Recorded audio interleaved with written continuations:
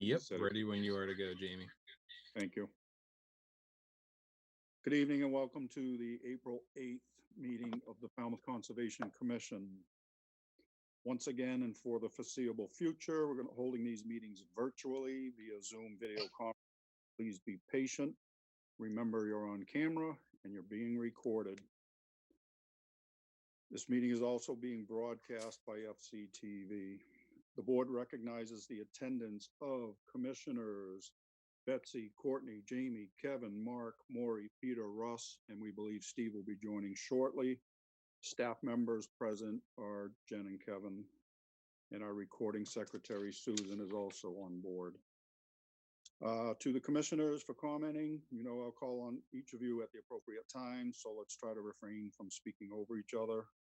Also, I want to remind you that we will do all the votes by a roll call. I'll call your name at the appropriate time. To our public participants, there will be an opportunity for public comment on each hearing.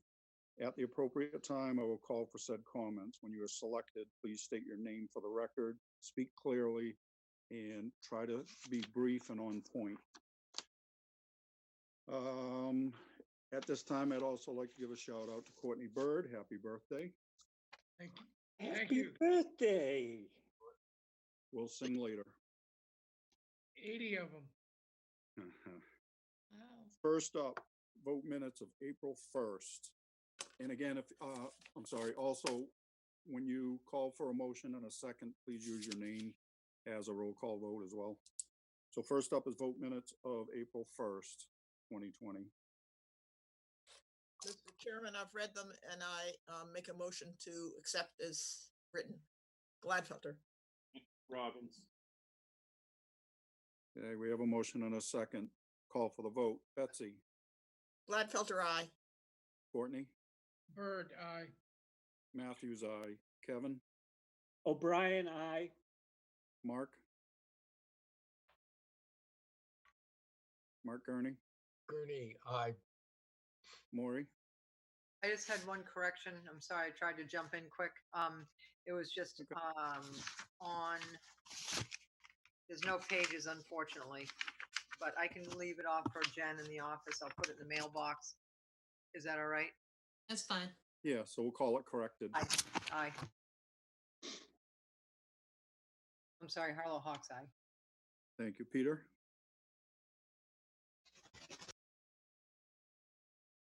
Peter Walsh. Okay, your audio's off, but I read your lips. Russ. Robbins, aye. And Steve, you on board yet? Okay, that's fine. Still enough. Next up, request for a continuance under a notice of intent. Anastasios Parafestis, trustee, 160 Penzance Road, Woods Hole, Falmouth, Mass, for permission to install a 12 by 20 pool, pool terrace, stone retaining walls, stone steps, pool utilities, lighting, fencing, drainage, and all associated clearing, excavation, grading, irrigations, landscaping, and mitigation plantings. Jen? Yes, Mr. Chairman, the applicant's requesting a continuance until May 20th. So moved. Harlow Hawks. Bird, second.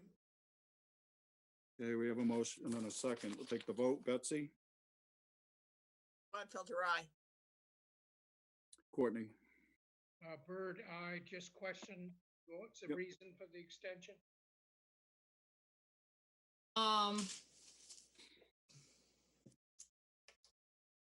They're looking at applying for, I believe, a variance for the commission, but I don't know yet, Courtney. They're not prepared to come before you yet. Thank you. Okay. So this is a month out, so they should have plenty of time to prepare, I would think. Okay. Matthews, aye. Kevin? O'Brien, aye. Mark? Gurney, aye. Maury? Harlow Hawks, aye. Peter? Peter, you unmute your mic, but you need to fiddle with your audio because we're not hearing you. Okay, for the record, I can read his lips. He is saying aye. Still up. Work well. Russ, Robbins, I. okay. Steve, you on board yet? Oh, wait a sec. All right, it was still unanimous.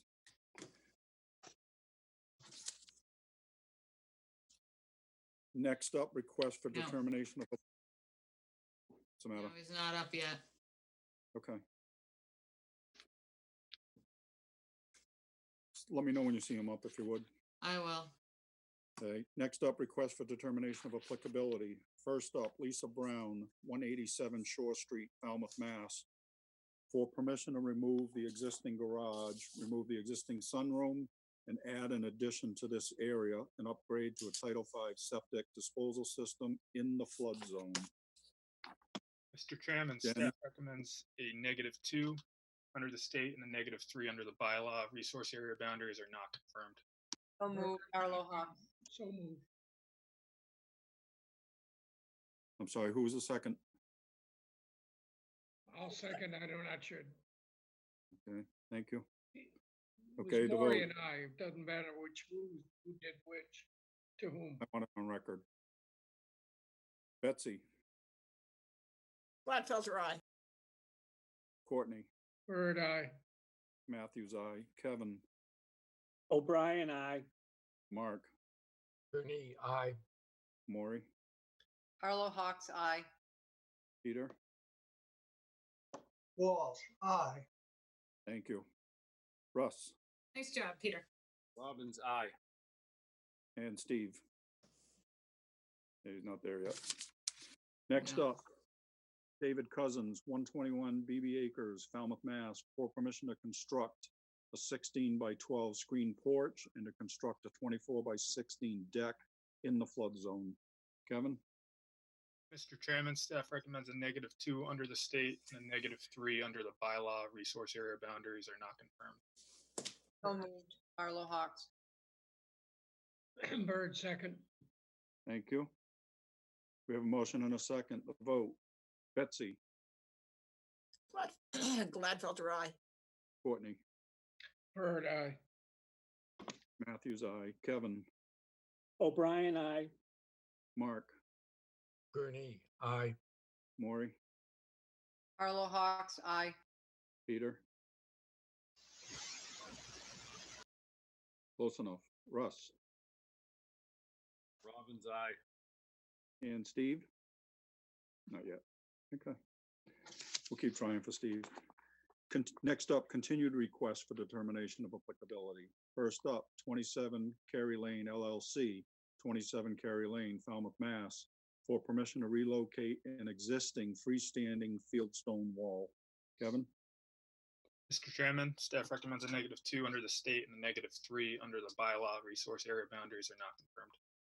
So Bird. moved, Arlo Hawks. Second. okay.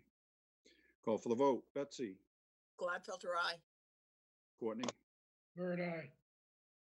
Matthews, aye. Kevin, O'Brien, I. Mark, Gurney, aye. Maury, Arlo Hawks, aye.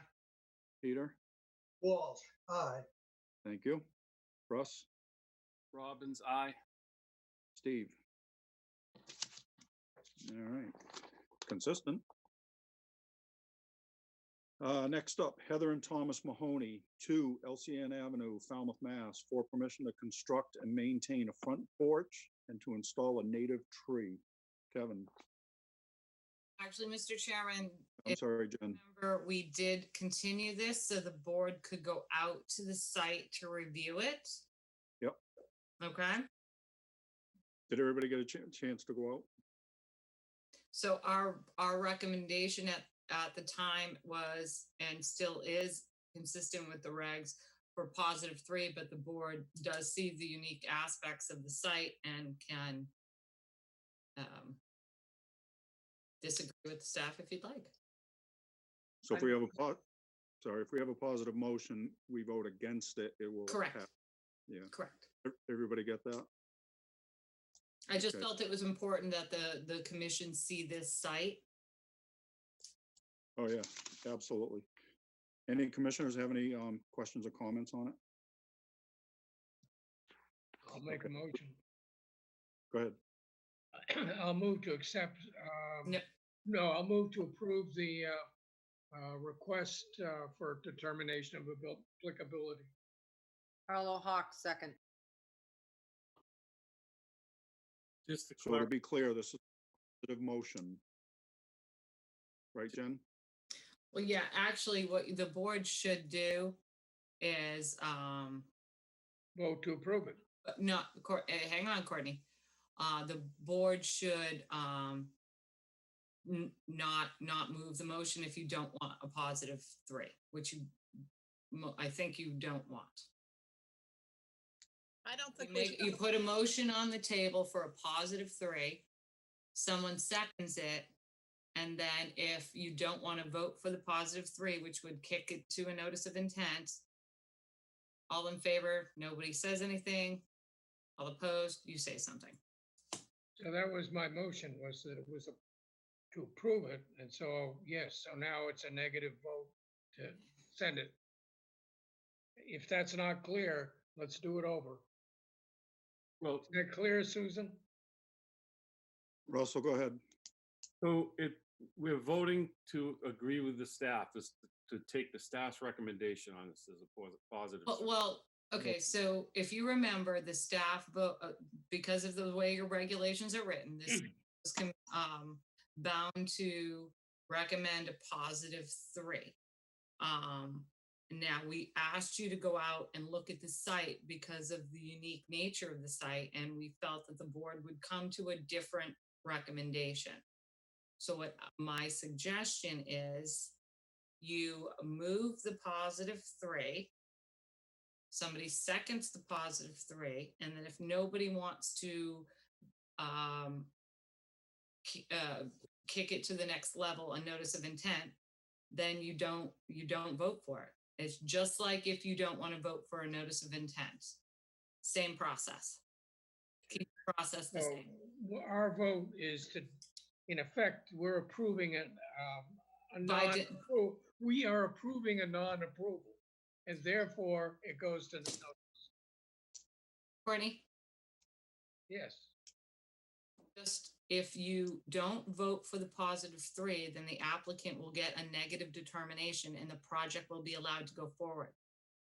That's what I'm saying. So if I vote for Okay. it, if my motion is to agree with staff's recommendation, which Okay. it is, okay, and you vote, and I vote to agree with you, then then in effect, the motion is, the application is not approved, and they need to go and file a notice.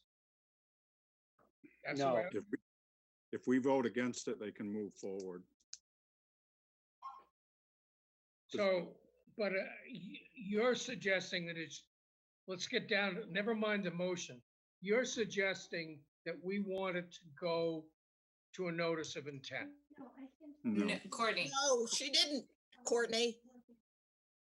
Courtney, the staff is obligated to say that this would be a positive motion because it trips one of the correct. regulations. However, So, it's a very unusual situation, and that's why they wanted us to look at it. So you put a motion on the table, which is positive for staff's, exactly. and so when we vote, if we vote no, that means they'll get a negative determination and they can go ahead with their project. Correct. okay. So we have a motion and a second for staff's recommendation of a positive 3. We're going to take a vote. Everybody okay? Betsy, I'm opposed to it, so you're voting no. voting no. Courtney? Bird, no. Matthews, no. Kevin? O'Brien, no. Mark? Mark Kearney? Gurney, no. Maury, Carlo Hawks, no. Peter, Walsh, no. Russ, Robbins, no. Steve? Still not yet. Okay. Not on yet. No, I just sent a chat to IT support to see what was going on. Okay, I just want to include them if we can. Yeah, Greg's working the- with him right now. The result of that vote is unanimous no, opposing the So positive this- 3. Yeah, so just for the Okay. record, the staff will send out a negative determination reflecting the board's vote, and the project will be allowed to go forward under the RDA. Perfect. I believe that's what we wanted. Next I up, believe that's what you wanted to. yes. Just gets confusing with the positive and negative. and I We don't know. have positive, so it doesn't, we're not used to it. Next up, Richard and Patricia Torre, 57 Cape Cod Road, West Falmouth, Mass, for after-the-fact permission to install a water service to the dwelling and rebuild a section of stone wall. Kevin or Jen? Yes, Mr. Chairman. The applicant has requested a continuance until May 20th to figure out some outstanding issues. So moved, Sure. Carlo Hawks. Second, Gladfelter. Okay, bear with me 1 second. Okay. So the vote's gonna be to continue until 5:20. Betsy, Gladfelter, aye. Courtney, Bird, aye. Matthews, aye. Kevin, O'Brien, aye. Mark, Gurney, aye. Maury, Carlo Hawks, aye. Peter. Close enough. Russ. Russ, you're doing the same thing. Robbins, aye. There you go, buddy. Thank you. And Steve. So that's continued to May 20th. Okay. Next up, requests for a hearing under notice of intent. Cameron Kodaka, 13 Fells Road, Falmouth, Mass, for permission to reconstruct an existing patio, construct elevated access stairs with a platform over the coastal bank, abandon an existing path and reestablish native vegetation within that path, manage invasive plants and install mitigation plantings. Kevin, I'm sorry, wait a minute, stop. I skipped the whole step. Because I'm sorry. Pat's in the hospital. What? I think Susan just unmuted her mic.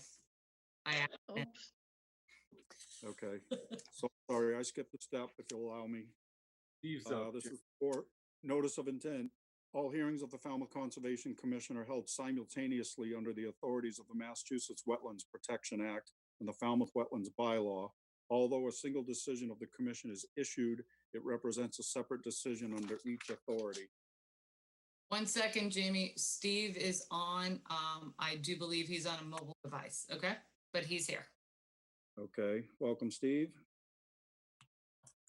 Okay, first up. Cameron Kodaka, 13 Fells Road, Falmouth, Mass, for permission to reconstruct an existing patio, construct elevated access stairs with a platform over the coastal bank, abandon an existing path and reestablish native vegetation within the path, manage invasive plants and install mitigation plantings.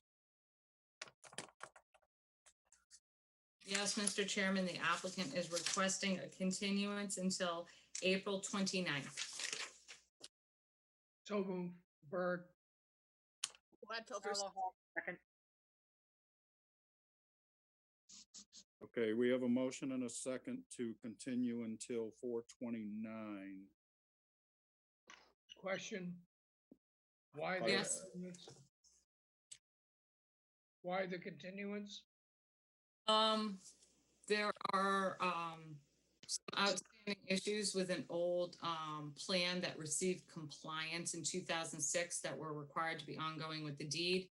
And also it is in, habitat for a rare plant, and this rare plant can only be, surveyed through the months of July and September. So they are regrouping to determine how to go forward. They might come back with a portion of their project. They might come back with a modified project, but they do need time to address Natural Heritage's comments, because Natural Heritage will not make a determination until this survey is done. Thank you. Okay, I'm gonna call for the vote. Continue to 429. Betsy, Gladfilter, aye. Courtney, Bird, aye. Matthews, aye. Kevin, O'Brien, I. Mark, Gurney, aye. Maury, Carlo Hawks, aye. Peter. Walsh, aye. Thank you. Russ, Robbins, aye. thank you. Steve, Patton, aye. thank you. Next up, Karen Alcott, trustee, Small Cottage Realty Trust, 141 Fay Road, Woods Hole, Falmouth, Mass. For permission to raise RAZE, an existing single-family house, and to construct a new single-family house, porch, and deck. Relocate the septic system components, reconfigure the driveway, install mitigation plantings with associated clearing, excavation, utility installation, grading, and landscaping. Yes, Mr. Chairman, I have just promoted Wayne Tavares to a panelist. He'll be providing the presentation, and I am attempting to move Karen Alcott, the property owner, up. Having some difficulties. Adriana or Thomas. Oh, there you are, Karen. We're all set, Mr. Chairman. Okay, Wayne, you ready? Are you gonna share a screen? Wayne, you need to unmute your mic and turn on your video. Okay. Wow. Speaker being the host. Gosh. We can hear you, Wayne. We just can't see you yet. Oh, All right. Remember, you'll be are. recorded. There you go. Hi, how are you? Hello. All right. I'm sorry to see you under these circumstances.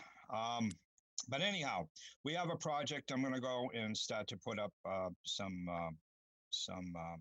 boards. And then Karen is going to speak after me. So I'm going to go through the technical aspects of this.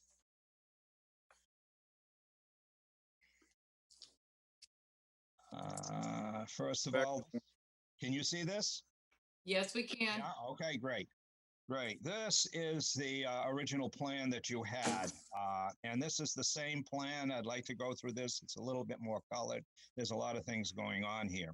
We had a lot of resource areas to identify. We have a coastal beach. We have a coastal dune. We have a flood zone. We have the Falmouth 25-foot flood zone. We have 75 feet from the coastal bank buffer zone, which is the A zone. And we have a 25, excuse me, oops. We have another 25 feet for the B zone. So the 75 plus the 25 make 100. And the coastal bank is a zigzag bank that's down below on this area. I'm going to see if I can blow these things up. Everybody's learning this, and so am I. How's that? Coming in? A little clearer? Yeah. Okay, so the original house, what Karen is trying to do, she wanted to expand the house, and she's going to get one bite of this apple. So she wants to do it the right way. There were some questions from the board. Hang on a second.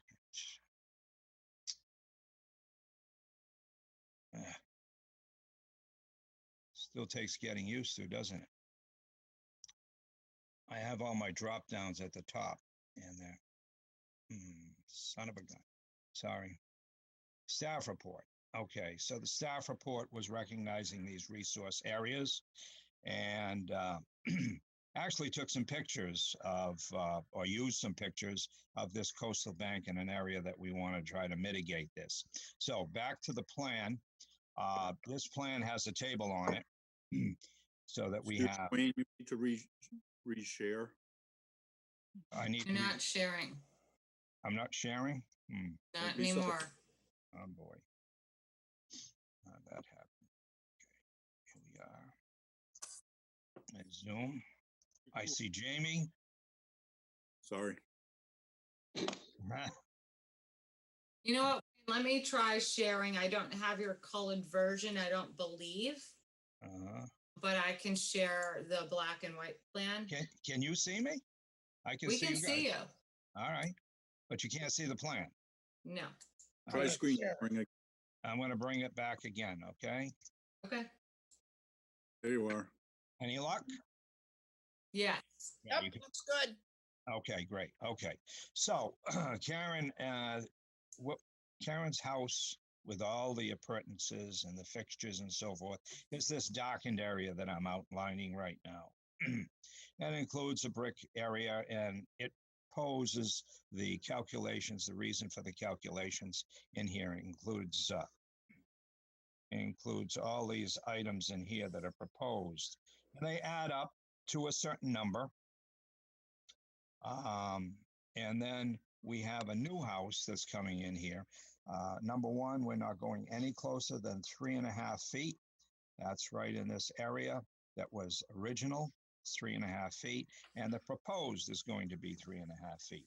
So the construction of this house is going lateral and parallel with the beach, parallel with the water, parallel with Fay Road. And it encompasses some new measurements that are here. The old measurements, I'm sorry, are here. This was given to us by the surveyor, by the way.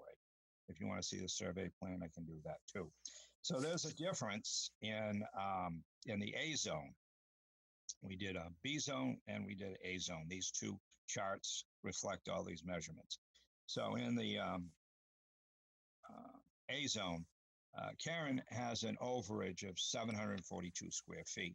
And according to the way you want to calculate it, it's a 3-to-1 calculation. We have to mitigate 2,266 square feet. In the B zone, we actually came out with a credit because of some things that were removed. One of the existing driveways is being removed and canceled, and that was the original area. So we have 0. We're just calling it 0 rather than minus 100. So you're not going to give us negative credit. So that's the way we look at it. Karen has to, in this configuration, put in a driveway different than before. It's on the opposite side. It comes in on a lower level to elevation 19 on the garage because the slope, there's a side slope to this site. It's going to start at a low level of 19 and work its way up to an elevation of approximately 26, 27 feet, as the outside dimensions in here are elevation 28. So it has to come in here. Karen has to move a hydrant and to do this.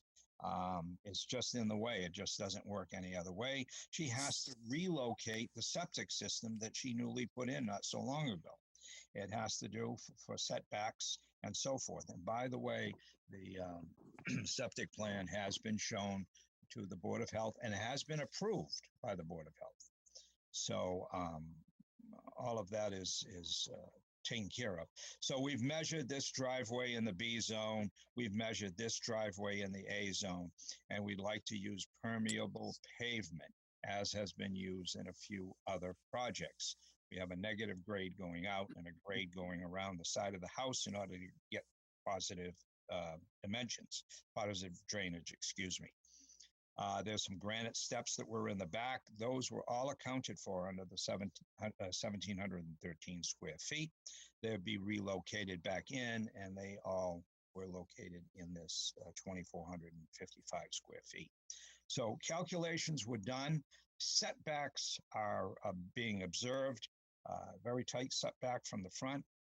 2 12-foot setbacks from either side. So according to zoning, this all works. We're outside of the V zone or the 25-foot Falmouth buffer or additional V zone extension. And it sort of coincides with the coastal bank. On this blow up, you can see the cyan line here, and that's all the coastal bank, and it extends into the neighbor's yard at this point. We also have observed for mitigation purposes, oh yes, this tree right here for construction purposes has to be removed. So there's one tree to remove, and we have a list of plants, 2 hollies to replace this 1 oak in this issue. So we're looking at this whole site, and we're looking for this area to be mitigated. It is a coastal bank. The entire thing is a coastal bank. It is somewhat treed. We've had 2 discussions with conservation on this with mixed emotions coming back. One of them was that we shouldn't marry the trees so closely with additional shrubs. But as a wetland scientist, I can tell you that when you go out and you do your research for a wetlands line, you have a tree layer, you have a shrub layer, and you have an herbaceous layer. In this coastal bank scenario, you only have a tree layer and you have an herbaceous layer of weeds, basically, that grows up every year. So I thought this was an ideal place to put mitigation. So we maintained our 10-foot setbacks off of this area. We can't put anything down the property line. We only have 12 feet. So everything is contained in this area. A list of plants and quantities, sizes, botanical names are all listed here. The area came out for this mitigation to 2,069 square feet. Also, it observes these trees. It observes every single tree here. Most of these trees are black oaks. This is a pitch pine in this area, and you've got a gorgeous beech that somehow acclimated itself on this tough environment. So we maintained a 12-foot radius around the beech and 8 feet around every other single tree. But 8 feet is where the extent of the foliage is going to go. So therefore, the root system of any shrubs planted around these trees is an actual 1.5 feet more outside of the center of the trunk. So for 4 feet, you're going to add 1.5 feet, and the root systems are going to be planted at 5.5 feet. For the beech is 12 feet across, that's 6-foot radius. So the nearest plant to that would be 7.5 feet from the beech tree. So we have this area of 2,069 square feet. Unfortunately, it doesn't meet our needs of 2,266 square feet. So we went to the other side of the lot and we added this 157 square foot area using the same type of plants. We show the quantities, we show the sizes, we show the spacing of here. So it all works according to fountain regulations. And I wanted to share a couple of pictures with you as well on this notice of intent. Are we still on board here? Can you see? Yeah, okay, great. Thank you. This is new for me too, so yeah, so Karen's done a wonderful job with this notice of intent. That's part of her background. I filled in a lot of the details through this. So you're looking at the coastal bank. What is on that? Absolutely nothing except for these trees. Here's the pitch pine. There's the oaks. And then in another picture, where you're looking down the coastal bank at this point, and you're looking at the trees, and you're looking at the pitch pine, and back there is the beech. So trying to give you as many views as this is possible. Again, here's a picture of this coastal bank where we'd like to put the area. Nice view, isn't it? And there's a perfect picture of what we're seeing for coastal bank. You get the tree layer, fairly decent canopy, but it's high up on this bank. The property line between the owners next door and, well, you can see there, the owners own this elevated walkway. So the property line is right about in this area. They own some of these oaks that are in here. So these oaks are up high on the coastal bank. There is nothing down in this area except herbs and weeds that grow. There's some pictures of the front. I'm going to go over to another, your own staff meeting, if I can bring it up. Shoot. We lost you. I lost me again. Yeah. Okay. Let's see. Sorry. How are we doing? Okay. Now you need to share again. Okay. There you are. All right. Thank you. I know what I'm doing wrong.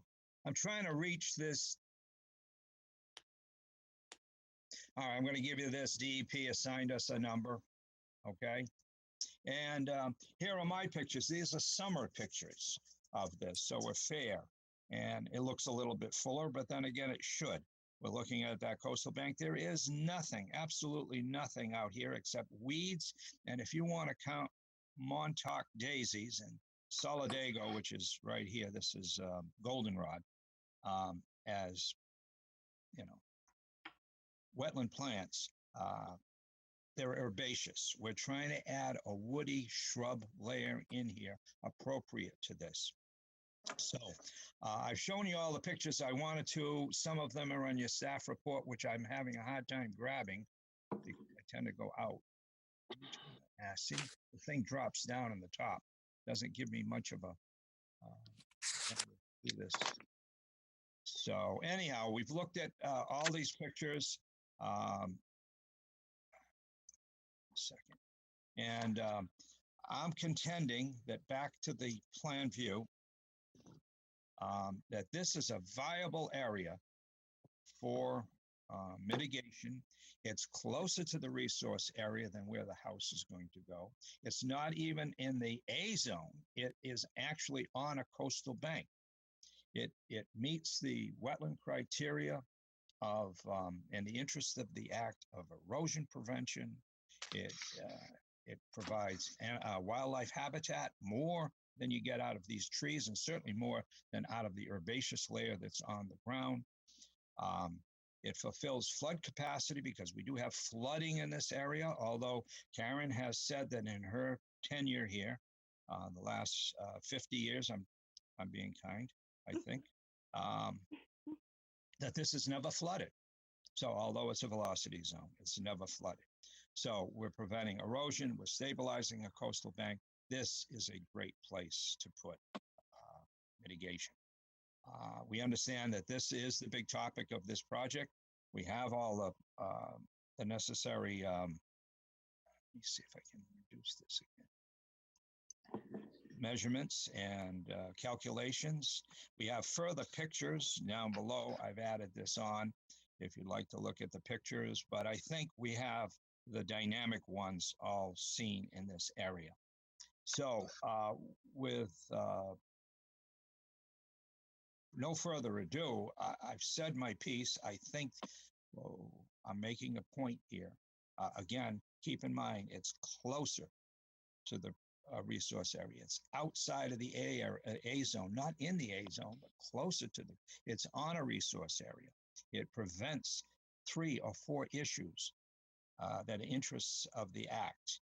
So we implore the commission to go along with this idea, this good idea of allowing this house with the efforts to be put into it. So without further ado, if you would, you want to turn it over to Karen, and she'll give you some more color on this project. Thank you. Thank you. Hi, everyone. My name is Karen Alcott. I'm the owner of this property. This property has been in our family for about 100 years.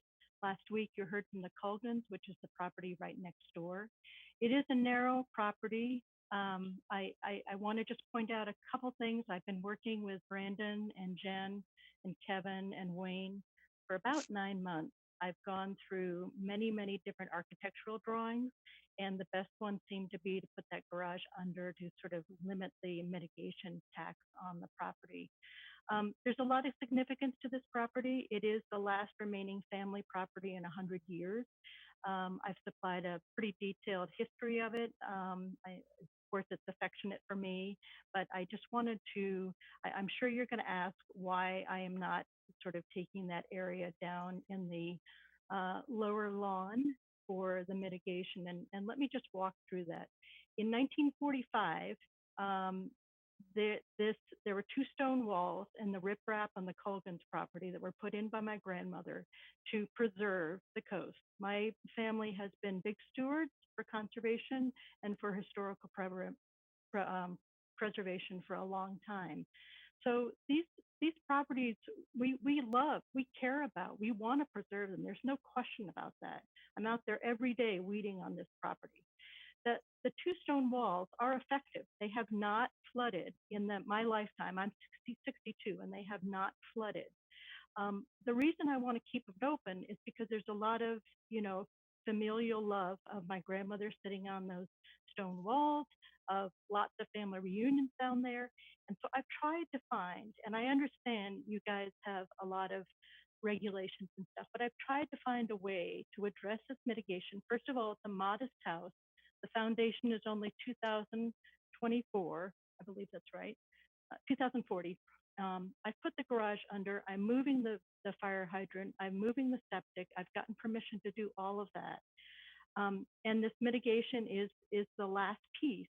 And I want to work with you to sort of address what we want for the coastal bank after my life, and also to sort of move this forward. So this lower lawn has been it's from the 1940s. It was a croquet lawn. It was a garden for the house. I would really like to preserve it and try to find this channel view from the new house down out to the ocean, to meet all your requirements, but also to meet my requirements, which is to preserve a piece of history and a family property. So I hope we can have a discussion about that and figure out what would work for everybody. Mr. Chairman, can I jump in for a second? Does the board want to continue to view Wayne's plan through screen sharing, or do you want to? I know some of you are on different devices. I have 2 screens, so I can see everything. For those of you on smaller devices, do you want Wayne's plan to remain up, or do you have your paper copies in front of you? No, we can take it down. Okay, Wayne, can you stop sharing your screen, please? If not, I can have IT support do that for you. Okay, stop share. All right, There you go. sure. Thank you. Okay. Okay, so Jen and/or Kevin? I'll start, Mr. Chairman. I think you all received Alyssa's and Kevin's staff report today with the pictures. So one of our major concerns was the placement of the mitigation plantings in the kind of up along the coastal bank. It brings to mind another property off of T-Ticket Path that you looked at that had the same vegetation type scheme going forward, and you did require that applicant to move those closer to the resource area. That was a salt marsh. This is a bit different. It's a dune. So this is just some things the staff is pointing out. Also, that area is vegetated. And just Wayne, you said that goldenrod is not a wetland plant. No, it's not.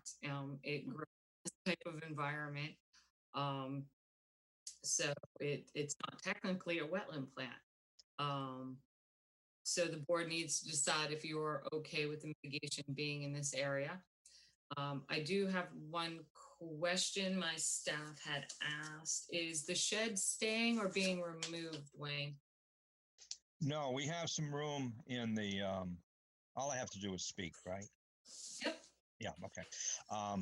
The shed is being kept in the B zone.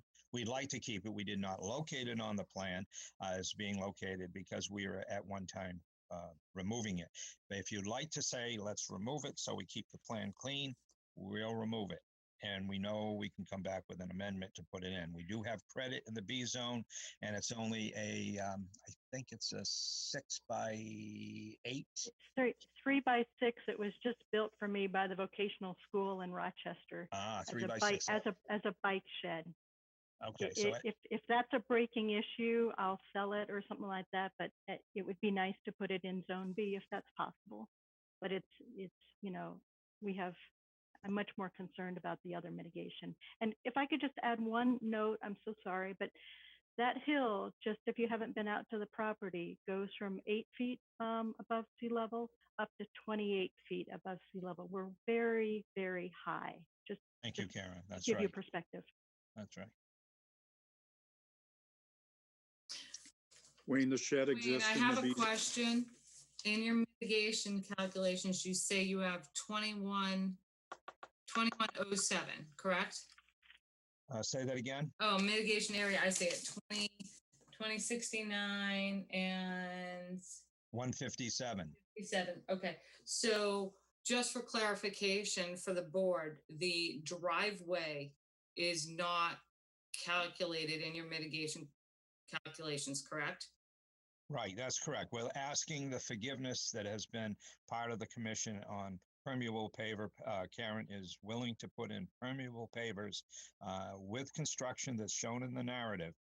And you get the drainage and the groundwater recharge as you are used to. So we took it out as has been in two jobs Well, in the past. Okay, so bear with me 1 minute. Your permeable paver, is it with the grass paves or because the board has Mm. allowed driveways if it's grass pave system. Mhm. So if the board can look on the narrative on page 9, that is the type of system. There has been, the board has made determinations in the past with the condition that it function as a truly glassy yet permeable area, and that when it ceases to be that, mitigation would be required. And I do believe in one of the applications, the board required the area that would be required by the driveway be shown on the plan to prove that you had the area to do that. And in this case, I mean, you clearly do have that additional room if this permeable driveway failed to function as it should. Mhm. Anything to add, Kevin? No, I just want to make sure that you were proposing dry wells, correct, Wayne? Yes, we are proposing dry Yeah. wells, right. Are they on the plan? They're not shown on the plan because the architect's roof schedule was such that I didn't know which, I could have put 4 ghosted phantom dry wells on the plan, but you can certainly make it contingent. I understand what contingency means to this board, so I'll be happy to put them back on again. There'll be 4 of them. We know that. It was the exact location that was up in the air. Okay, thank you. That's all, Mr. Chairman. Thank you. Wayne, just for the future, just, even if you just put a narrative on the plan that there will be Mhm. dry wells, and the shed should have been shown on there. The shed was shown on the original and the shed was not shown here. So like Karen said, a 3x6 shed, if it's a deal breaker, we're not going there. If we have to do a revised plan, which sounds likely, you may see it on the revised plan. I'm not going to promise any. Well, my point is, if you want it, you need to have it on Yeah. the plan. Right, I Understood. understand. Okay. I'm going to open up to commission comments. Betsy? Thanks, Jamie. Actually, am not opposed to having the woody vegetation on the coastal bank. It's all a coastal bank area. But I'm a little bit confused about trees. One is, I don't know if Wayne remembers, but for every 1,000 square feet of mitigation, a tree is required. And I don't see that written. And I also, there's somewhere else that there was something about a tree is going to be removed and replaced with a holly, but I don't think that's an equivalent. Okay. And somewhere where one tree is removed. So I think there should be 3 more trees on the plan. Okay, and you're saying that in the past, another project comes to mind, I had cedars as replacement for a great number of trees, I think 18 or 17 trees, and they were appropriate. Would cedars be appropriate instead of holly? Is that what we're saying, Betsy? Well, it's all right with me. Well, I'll let other people weigh in. Okay, But I'm I'm, taking notes. I'm taking notes. but I'm just a little confused with, on your plan. it says You have option 2, Eastern Red Cedar, Yes, that's right. I did put that as an option. Exactly. but we're not supposed to choose. You're supposed to tell us what you Right. want. Yeah. Okay. Okay. Yeah, All right. We'll be definite. It looks like a revised plan, so we'll be very definite. Okay. And that's all I have for now. Thanks, Jamie. Thank you. thank you. Courtney,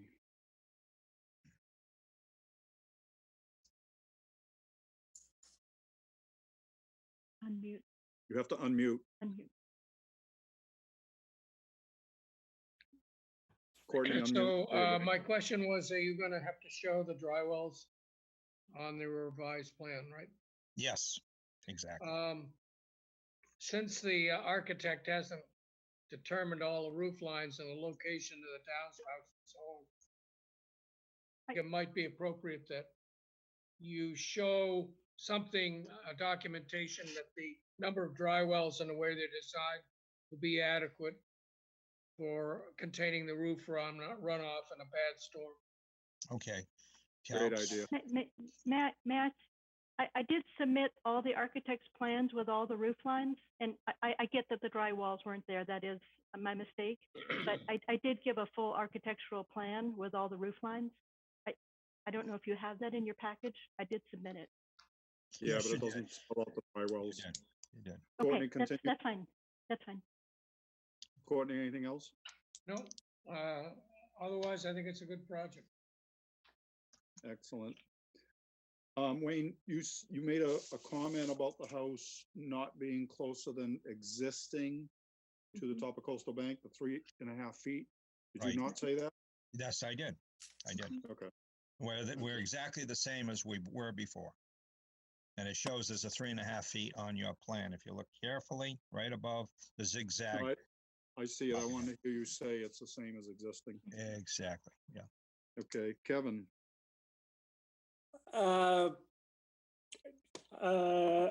No comment other than it's certainly going to be a beautiful project when it's done. I wish you luck with it. Thank you. Thank you. Mark, I like the location of the mitigation. I think that's a great place for it. I'd be happy to see one or more hollies. I think hollies are wonderful down there too, if they'll grow well, Mhm. because they have leaves all year and they actually make a nice background for the view. Other than that, I'm happy with all of the plan. excellent. Maury, I really like the underneath garage aspect of it to reduce the impervious on the property. Mhm. The one thing I have to agree with Betsy for the trees, that we do need more, and maybe they could go over in that smaller area as well. That's on the mitigation area 2 could Mhm. be there. And I do like the idea, maybe we could do holly and cedar. And the shed, to be honest, a 3x6 shed is about the size of somebody's wheelbarrow. I have no problem with the shed. I just want it on the plan. And I think it's a good project. Thank you. thank you, Maury. Peter, I think it's a good project. No further questions. thank you, Peter. Russ, I'm good, Mr. Chairman. I think it's a good project. I think this is gonna work out well. thank you. Steve, Hi, I think it's a great project. I am amazed at the supportive statements of many of my fellow commissioners. I think this is really going to be beautiful. No further comments. excellent. Thank you, Steve. Okay, so Wayne, just to be clear, so the dry wells, I understand if you're saying they, maybe they can't be determined just yet, but there should be some notation that you are going to provide them. And then again, the shed, anything you want to keep in the project, we just want on the plan. It has to be documented, that's all. Just so we're clear. Okay, and just to clarify that, is where there are gables that come together, that kind of roof system. What I'll do is I will put the schematics of a dry well on the plan and locate them far enough away because we can always lead the water there with piping. So pardon me, that was my mistake. I could have done that. And I wanted to be perfect with what the architect had designed. So I will do that. And I will also have Karen talk to the architect to see if any of the locations are erroneous. Other than that, they'll be there. Minimum Well, we all 4. know that the site might dictate that they get adjusted, even if you plan it out, you know, in quotes, perfect. Right. But again, we just want, whatever you want on the project, we just want on the plan, that's all, just so it's Sure. all considered. Not Sure. busting your chops, just. All right, Yeah. so Jen, what are you thinking? Wayne, how long do you need to get a revised plan to us? I'll have it to you by Wednesday of next week. Is that your deadline? Check our schedule. Yeah, and this isn't that much, so you might have it, how am I delivering? Still into your mailbox? Is that what you're? Both both by email and to the mail, to the Dropbox. Oh, okay, and the mailbox, yeah. So my guess is probably Monday, but Monday through Wednesday. Give me that time. It'll be there by Wednesday, guaranteed. Well, I understand that, but our schedule is what dictates when this goes on, and we Sounds did need to continue a number of hearings on the 18th. So the board, you have 5 continuances and 2 new notices on the 22nd. Would you like to see this on the 22nd or push it off till the 29th? Let's How do many the, you say? 5. let's do the 22nd. This shouldn't take long. Okay. Okay. 22nd, So- okay. And no So chance Wayne, of the that 15th? plan does need to be in our office no later than noontime on Wednesday. Perfect. It'll be there. Thank you. Okay, thank you. At the Okay. request of the applicant, I move to continue this till April 22nd. Gladfeld. Okay. May I ask? Second. May I ask, I know, Frank, your town council has initiated this, that any revisions, anything, nothing can be closed until this. So that plan has to be perfect when it comes in, Correct, right? correct. Okay, okay, I have the notes. I appreciate it. It'll be there. Thank you for your time. Going to be a lovely project, Ms. Alcott. Thank you. Thank you. Who seconded, please? Steve I did. Patton. Thank you, Steve. Okay, so we have a motion, a second to continue until 4:22. Take the vote. Betsy, Gladfelter, aye. Courtney, Bird, aye. Matthews, aye. Kevin, O'Brien, aye. Mark, Bernie, aye. Maury, Carlo Hawks, aye. Peter. Okay, Russ, Robbins, aye. Steve. Patton, aye. It's unanimous. Continued to 4:22. Thank you, Wayne. Mr. Thank you, Chairman, Karen. Thank you all very much. I appreciate it. thank you. Yeah, thank you very much. Be safe. You as Mr. well. Chairman, give me a moment to move some people around. Oop. Just copy me to it.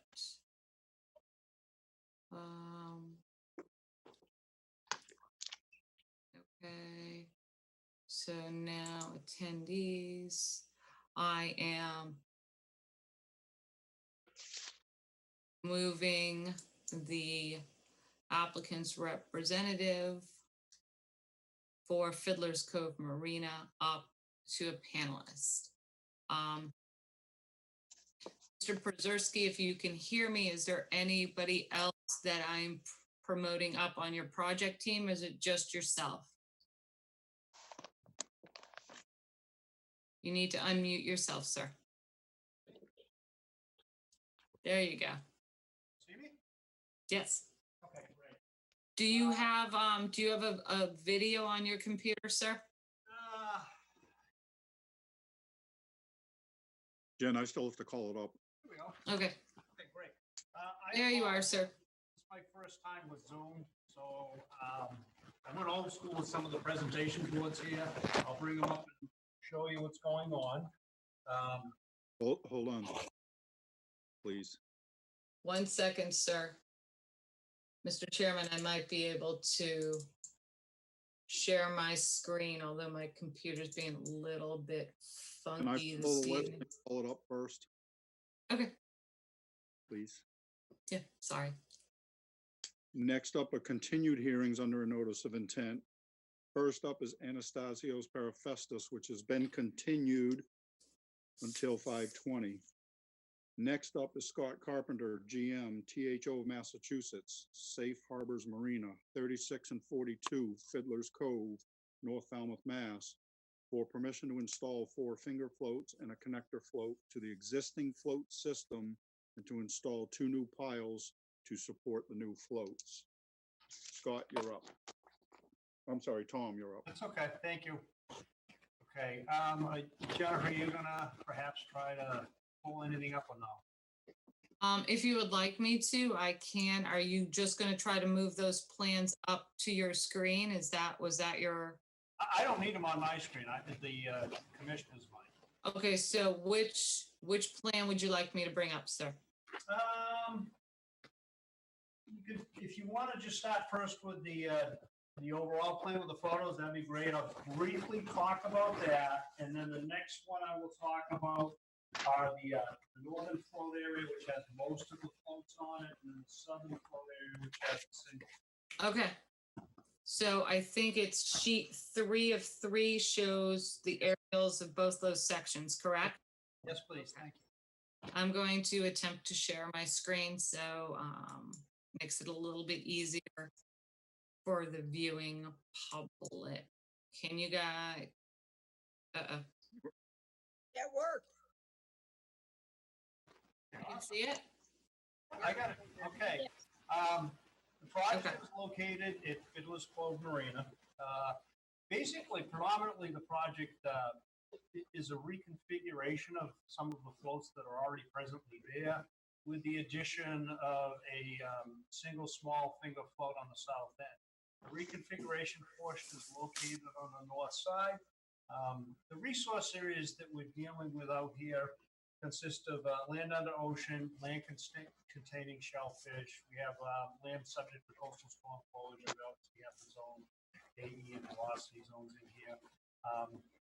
As you can see, starting with the north side, we are not going any further out past the existing footprint of the floats.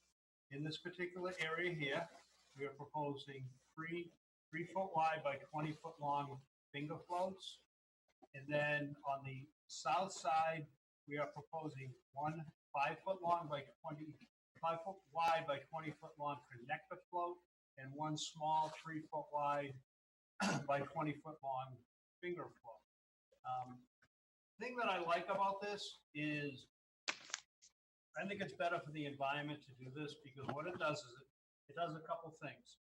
The water depths meet all your requirements. We have something where the connector float, which is located right here under minimal water conditions, that has about 5 feet of storage. In my report, I indicated about 4.5 feet underneath. It's actually about 5 feet. And these floats here, this one is 6 feet, and these ones are greater than 6 feet, somewhere 9 feet in some of these areas under minimal water.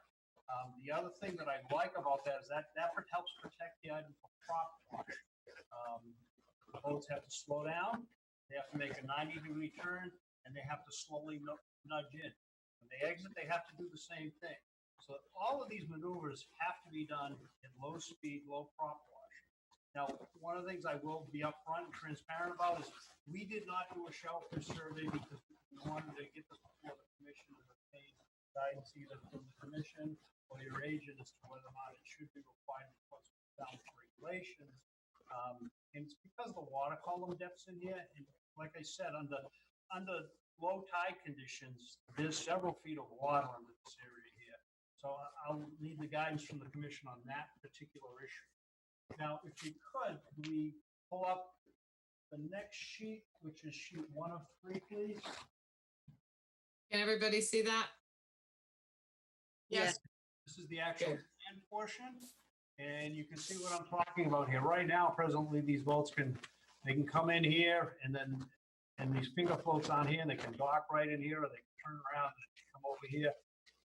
And honestly, they can accelerate a little bit more in that current geometric configuration. So if they come around, they can pull in here and pull at 90 degrees. They have to slow down, make the turn, etc. nose in, great.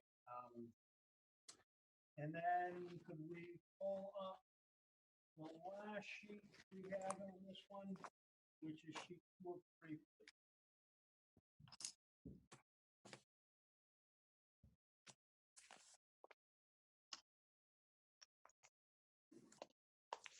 Ooh, 3, I'm sorry. There you go. Thank you. Okay, this particular one, you can see the property boundary is located right here. We've shown all the docks in the area on both of these plans within 200 feet. We are not within 10 feet of the sideline here. We're going to continue with the same kind of dock that we have here, connect the float. This one here on the low side has at least 4.5 feet, and I measured 5 feet at low tide. This one had 6 feet. And then this is the 3x20 connector float here that is within the area. I would like to give you an overview of the project narrative itself. I've already given you an overview of the resource areas which are present in this area. One of the other things that I'd like to point out is there really isn't any buffer zone work, so there's no narrative analysis or offset for that required work. All of this work will use existing infrastructure that's presently in place, such as stairs, walkways, existing connector floats to do the work. Now, this particular project down here does have 2 piles. Those piles will be set not during low tide for a barge. It will take less than a day to set them, and then they'll use them forwards. The floats themselves will comply with the town of Falmouth and DEP's requirements. They will have the 1-inch spacing to allow the sunlight through. Now, as far as the compliance, this project as proposed does comply from what we presented in DEP's guide to pile supported designs and structures. It's the minimum size for water dependent use. It's the minimum length to achieve berthing. It's the minimum width. It doesn't impact navigation. Nowhere do we have anything out here.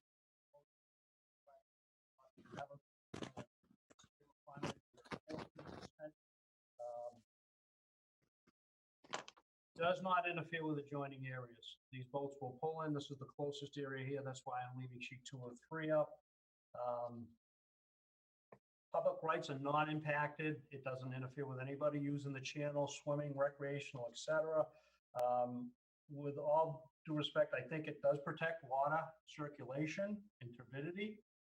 When you look at this one, and the water is the shallowest on the southern end here, because you're going to have 6 feet of water depth available there, and the way the boat's going to pull in, I think the impacts to turbidity are very minimal here. All of the materials will be environmentally friendly. As far as the requirement from the state for separation for shellfish at the bottom, we typically see about 2.5 feet separation we're looking for here, and we have 4.5, 5 feet plus from the bottom of these areas here. There shouldn't be any impact to the banks. We're not touching the banks. Lighting will comply with the town standards. The floats will be secured by hoop rollers. We already talked a little bit about water circulation and the depth and the slowness that they have to pull in. And the fact, especially on this one on sheet 2 or 3, how it has to nose in. So the stern's at the back and the deeper end of the water. I don't anticipate they're going to have any change in the water quality here. Land containing shellfish, we did talk about that, and that's up to the commission how to handle that. I think you're going to find shading is minimized in a couple of areas. It's shaded by the minimum width and the spacing, the plank spacing. There is no eelgrass in this area here, and all our lights will not exceed 0.2 candle foot power. As far as the sizes and the elevation, we do meet the town's requirements for this elevation from the bottom of the floats. None of these floats exceed 100 square feet. This is the biggest one right here, which is the connector float. That's 100 square feet. All the others are 60 square. And we will have hoop rollers. We don't have any concerns with moorings. There are no moorings here in the area, nor are there any proposed. We did receive some late comments from the abutters, and there's some abutters that seem concerned with the way the marina, in fact, has operated. And I took a look at these comments today with Scott, and we went through them. And honestly, when I look at some of these, almost all of these comments are really land-based comments as far as how the marina operates, traffic and pavement. There was brought in a question, you know, this is going to add boat traffic in here. I would respectfully suggest that, you know, this is going to increase the safety. And as far as, you know, adding boat traffic in here, I think we're just on the north side particularly, we're just reconfiguring that area up to the north. I think that covers everything I want to cover for the introduction. We could probably minimize those drawings if we could, please, and I'll answer any questions the commission might have. Thank you, Tom. Thank you, Jen Mr. and or Chairman. Thank Kevin. you. First, Mr. Chairman, do you want me to stop sharing the screen? Or does the board want me to leave it up? I can always bring it back up if you have a question. I don't need it. You can stop sharing. Okay.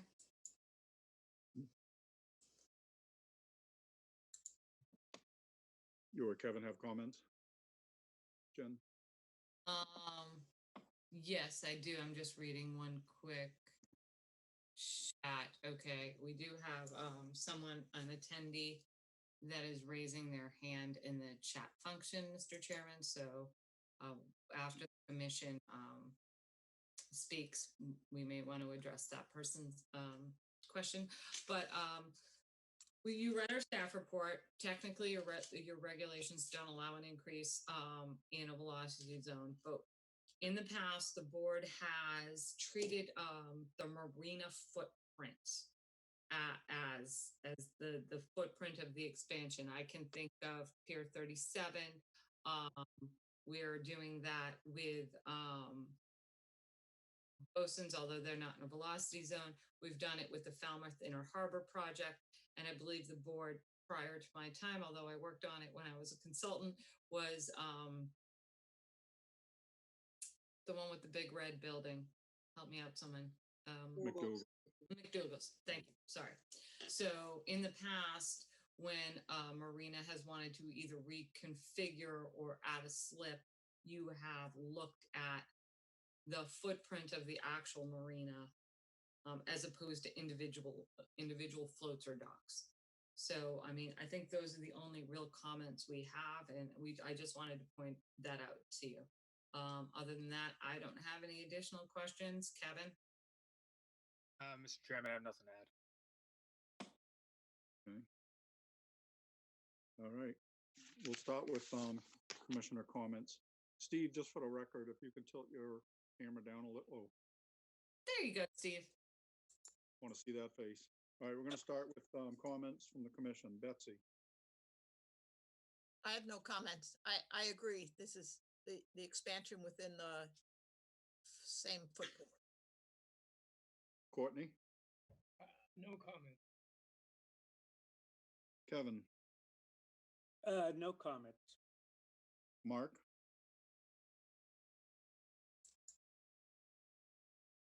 Mark Gurney. Did we lose Mark? We'll come back. Maury. No comments at this time. Peter.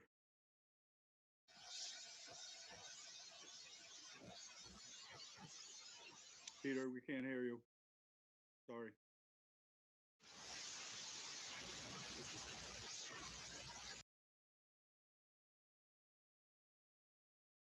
Why don't you text Jen with if you have questions or comments? Is this better? Oh, Okay. yes. Okay. Yes. Thank you. No comments. All right. Russ. No comments or questions. Steve. No comments. Mark's gonna go- back with us. Mark. Mark Gurney, no comments. Thank you. Okay, we're done with commission comments. So we'll open up the public comments. Jen, if you would. Yes, we have a Dan Honan with his hand raised, Mr. Chairman. With your permission, I will move him up to a panelist. Please, thank you. Okay. It might take a second.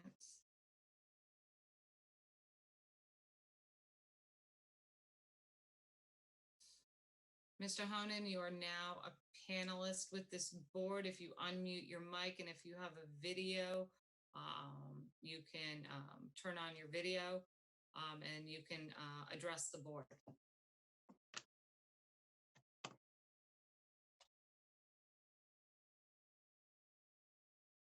Yeah, you're unmuted, sir. Hello, can you hear me? Hello, yes. Hi, I'm Dan Honan. My family owns 84 Minot Road down in Falmouth, and we abut the house on Cantonment that I guess they're doing. Mr. Honan, this isn't that hearing. We would have to Not wait that. for you. Yeah, we're gonna have I'm- you back I down to a apologize. panel, an attendee. And when we call that hearing, then you can raise your hand. Okay, sir? Okay, I apologize. I thought. No you were, problem. This calling. is new No to all of us. Okay, I'll hang in there. Thank you. Okay.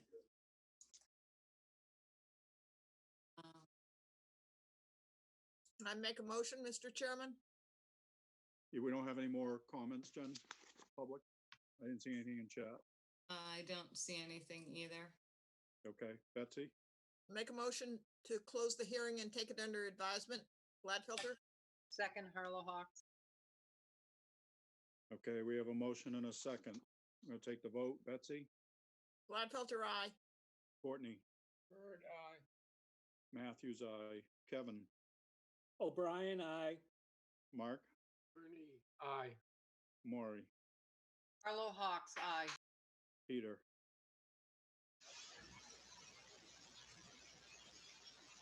Okay. Russ? Wow. You and Peter are in the same room. Steve? Patton, aye. It's unanimous. The hearing is closed. Thank you, Mr. I'm One gonna- question, please? Yeah. I know it's not typical to speak at this point, but I couldn't hear Elizabeth's motion. Could you repeat it? The motion, can you hear me now, sir? Yes, yes. First of all, thank you for such a nice, concise presentation. Oh, you're welcome. So the motion was to close the hearing and take it under advisement. Okay, thank you. I'll touch base with Jennifer later. Thanks. Thank you, Jennifer. You've been a big help. Not a problem, sir. Thank you. All right, bye-bye. Okay, next up, Bay Ridge Realty LLC, 127 Shorewood Drive, East Falmouth, Mass. For permission to demolish and remove an existing single-family dwelling and to construct a new single-family dwelling, patio, Title V sewage disposal system, reconfigure the driveway, relocate a shed, install utilities and mitigation plantings, and all associated clearing, grading, and landscaping. Then who do we have for this? We have Tim Santos from Homes in McGrath. He's waving at you. Well, I can see him waving at you. Yeah, okay. Tim, how are you tonight? Excellent, excellent. I hope everybody's safe and well. We're trying. You're up, sir. All righty. You got that? Yes, sir. All righty. You're For the old. record, Tim Santos from Homes in McGrath, representing the applicant. Property is located at 127 Shorewood Drive in East Falmouth along Great Pond. Resource areas are Great Pond itself, salt marsh, coastal bank, and land subject to coastal storm flowage. Property is currently developed with an existing single-family home, deck, stone patio, and shed. So the applicant has recently purchased the property and he's looking to demolish the house and the shed and reconstruct. So second plan we have here is what he's looking to do.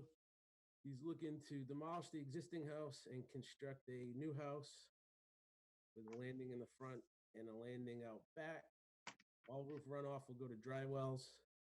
He's also proposing a patio out back as well. And we are proposing to take the shed that's currently on the bank and slide it landward, as you can see. We're proposing to upgrade the existing septic system to meet a Title V compliant system Currently, the property is serviced by a cesspool right here. And in accordance with your redevelopment calculations, we have 131 square foot of increase in the A zone, which is for the patio, and 127 square feet in the B zone, which is a portion of the patio and the house right here. We are proposing 655 square feet of mitigation plantings out back in these two aqua areas, as well as a tree. I'll make this pretty short and sweet for you. If the board has any questions or concerns, I'd be more than happy to address them. Thank you, Tim. Do you want me to leave it up or do you want me to take it down? If you would take it down for now, please. Jen and or Kevin? Yes, Mr. Chairman. I'm just trying to grab the staff report real quick. The only question we had was the area of the proposed patio. Technically, your regulations do say that you can't have any impervious surface move closer than the present primary structure. I think they were attempting to use the stepping stones or the collection of stepping stones that are behind the house. But staff doesn't really believe that meets your regulations. Other than that, I think that was our only concern with this project is the location of the proposed patio extending into that A zone. Okay. I do have some photos. If you want me to address that now, or I can wait. Go ahead. Go ahead, Tim. So Jeff Johnson from our office and myself went online. So what we're talking about here is this stone patio right here. And it's kind of dotted here where we're taking it out. And this, sorry about that. And this is going to be the new stone patio in this area here. And what we did, we went and looked on the aerial photography, and these are from 2010 and 2014. And you can see that there was a patio, fire pit, and picnic table. And you can see it here. If you look at the pictures from, if you've been to the site and you look at the pictures, it is pretty overgrown with the grass. And, we believe that's because the property hasn't really been maintained over the past year or so. So like I said, he recently purchased it. No one's living there.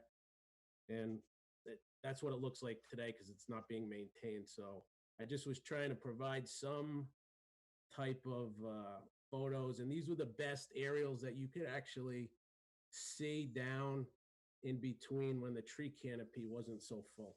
So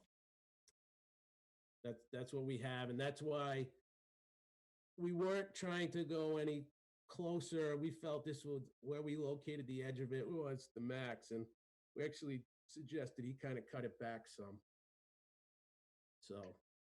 Is that Yeah. figured into your mitigation calculation? Yeah, it's included in the mitigation calcs. I mean, if that patio is not allowed, obviously the mitigation calcs would be much less because most of this patio is in the A zone. So, but we can discuss it. I'll take it down and bring it back up if we need to. Thank you.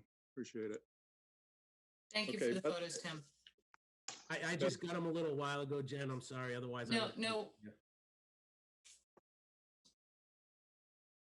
Can we move on? Sorry. No, that's fine. Betsy, I have no questions, thanks. Courtney, No comments. Kevin, No comments. thank you. Mark, Ernie, no comments. Maury, I just had two comments. I like the idea of the patio giving us more mitigation, but I do question the legality of that fire pit if it was ever permitted to be put there in the first place. I think the win is getting the more plantings out front. Peter? No comments. Thank you. Russ? No comments. Steve? Comments? Thank you. Tim, I don't see on here, and correct me if I'm wrong, no rinse station and no generator pad, correct? There is an AC pad, I but see there is no generator. There's an AC pad right here. Yep. There is no generator pad or rinse pad per the owner. If Okay. he wants to put them in, I told him we'd have to come back with some type of amendment. And if it was located within any type of buffer zone and mitigation was required, we'd have to meet with staff and figure the best way to move forward, most likely an amendment. Just so we're clear. Mhm. And you're not really gonna try and rebuild that shed, are you? I think what his idea is to demolish it and reconstruct a new one. Same He said he's size. gonna try to use it, but I look at it and it doesn't look like you can reuse it. Good luck with that. I'm not All a right. contractor. All right, folks, what's your pleasure? May I make a motion? Please do. Gladfelter makes a motion to close the hearing and take it under advisement. Bird, Carla Hawk, second. Okay, we have a motion and a second to close the hearing. Gonna take the vote. Betsy, Gladfelter, aye. Courtney, Bird, aye. Matthews, aye. Kevin, O'Brien, aye. Mark, Ernie, aye. Maury, Carlo Hawk's eye. Peter.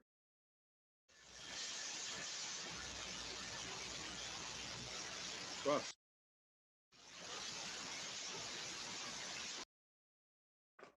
Robbins, aye. thank you. Steve, Benton, aye. thank you. It is unanimous. Hearing is closed. Thank you, Tim. Thank you for your time. Have a great weekend. Everybody stay safe. Personally, I think you should do the meetings like this all the time because I get home a lot faster. But, and I try to make you laugh, on this long week. So have a great weekend and everybody stay safe. You too, Tim. Thank you. Thank you. Next up, Kevin M. Arnstein, 31 Catomet Street, Falmouth, Mass, for permission to raise, R-A-Z-E, the existing single-family dwelling and construct a new single-family dwelling, driveway, mounted septic system, and associated concrete wall, and to install mitigation plantings and all associated clearing, grading, and landscaping.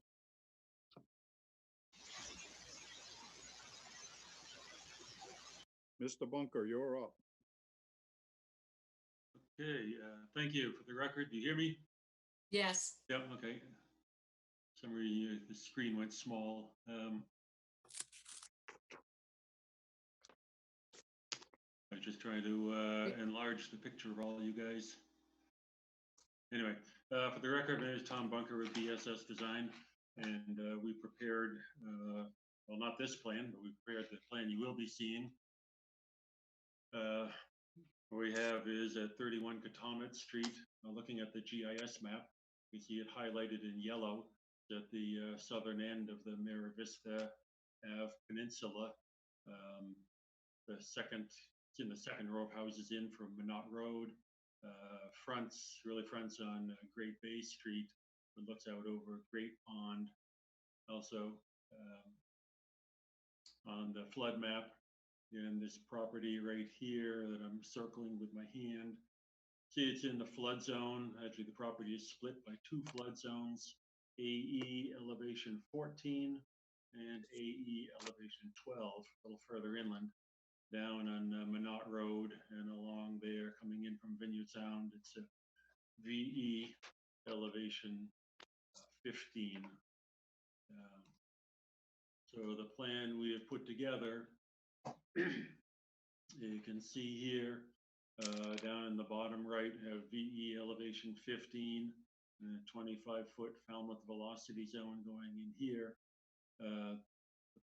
The property, as I said, fronts on Catomet Street along the north and Great Bay Street on the east side of it.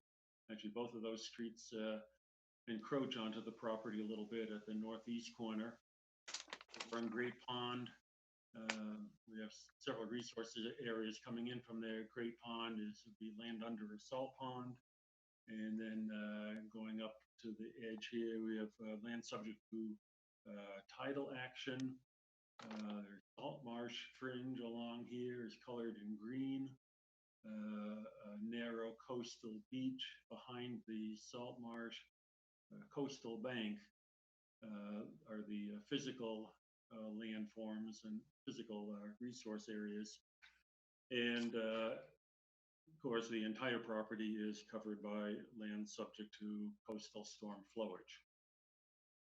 These orange lines I've highlighted with either an A or a B are the relevant A and B buffers for the various resource areas, all labeled on the plan. I won't run through all of them. The most important are the 100-foot salt marsh zone A running across the lot.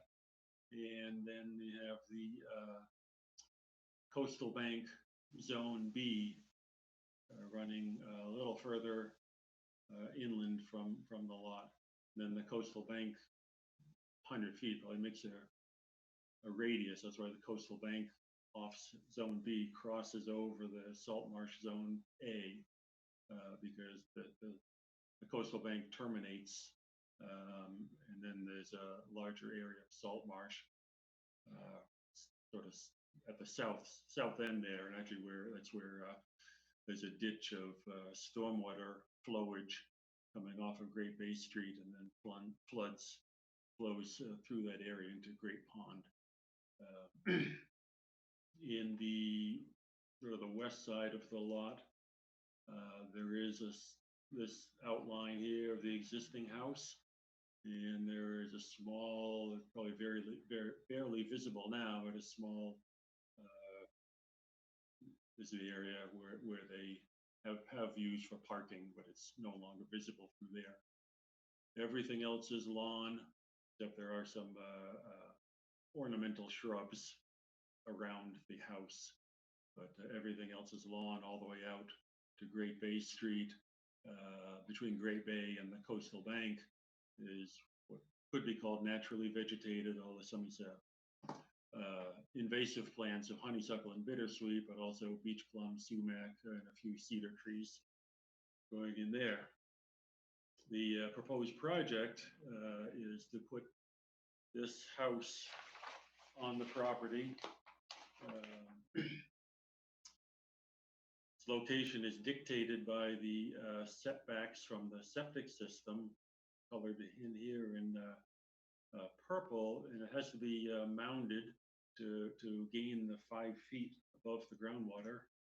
You see our profile down here, just over 5 feet from the mean high water, high groundwater up to the bottom of the system, and with 12 feet minimum over the tank or above the system, we're up at 8.6 minimum there, and gets up to elevation 9.2, and that's the elevation that's going to be within this retained area, which basically is retaining wall going around 3 sides of it, and one side of the retaining wall makes up the foundation of the house. The house is elevated up to elevation, the floor is elevation 15, being 1 foot higher than the flood zone elevation. There is an entry at level, the ground elevation down here is barely elevation 4 down along Katomet Street. And if the garage is about 4.5, the entry, the walking in is elevation 5.8. And of course, it's a full flight of stairs going up to the what's called the first floor, and they also have an elevator going in here. There was a question about the generator and AC on the previous hearing, so that made me first think, had I put that in? And then yes, that was actually on a porch on the first floor of the 15-foot high level. There's a porch area on the northwest corner where is the AC and the generator actually up in basically in the house, but it's open on 2 sides. But this is the proposed house and a deck facing over to Great Pond, and a proposed deck facing south. So you can look between a couple of the abutting houses. Go back to this one. So you see the house would be right about in here, and so we get a view between the houses this way. Actually, I have drew it on here, colored in roughly where the house is going, and so we have one abutting house here, the garage and the driveway, and other houses, and this is the open area, currently open between the houses, where they can get a view toward the water and out toward the water that way. So we kept it as I said, the septic system dictated the location of the house. We kept it as far away as possible. So we are slightly in some zone B in this location. And I'd sent, but it's probably too late, Jen, for you to see, but I'd sent the brochure on the gravel pave. It was mentioned grass pave. There's a sort of a similar system, which is just gravel. This is very pervious. It showed on the brochure for it, which I could show you if you'd want, but it has up to 2 inches of rain is 100% pervious, or basically 0% runoff in this area. But also, we're not relying all on that. We have this leaching chamber in the front yard under that gravel paved surface here in front of the garage, and also in the backyard we have similar. And this I have noted, it has the same type of strip out as the septic system. That is, strip out down, moving the loam layers down to the medium sand layer down here, and then backfilled with stone for the drainage. So this is very effective. And basically the piping will run from, the south side of the house, several downspouts here will all be collected, run into this one, and on the north side of the house will run into the north leaching area. It was not well labeled on this plan exactly what I counted as coverage, but it is the corner of the house here, the corner of the house here, and also including there's one line, the apron, and there's also roof overhang, the second line that's out here. It's the roof overhang over the garage. So it's counting that plus the 1, 2, 3, 4, 5, 6, 7 stepping stones at I think 9 square feet each, whatever. It comes out to 91 square feet. Calculations are here somewhere. Oh, getting to them there. So basically, there's 91 square feet of coverage in the zone B only, and that would equate to 182 square feet of mitigation planting, which we put down in the area, which is the closest to the resource area. This area here left a little bit of space between for a path going out to the road, but otherwise you have the mitigation down in that area. And one thing I can point out about putting the gravel paved drainage in this location, Potomac Street is paved, and the ground, you've noticed, there's a slight edge, a berm along here. So the water would run, the water pitches to the south side of the street, and it also runs down toward Great Bay Street. And putting that very pervious surface in this location will actually be an improvement to, it will not only take the water from here, but some water coming in from Potomac Street will run into this pervious area and will reduce the runoff, which goes eastward on Potomac Street. And I think that is it's an improvement to the situation here. So that is our proposal, and I'll take questions.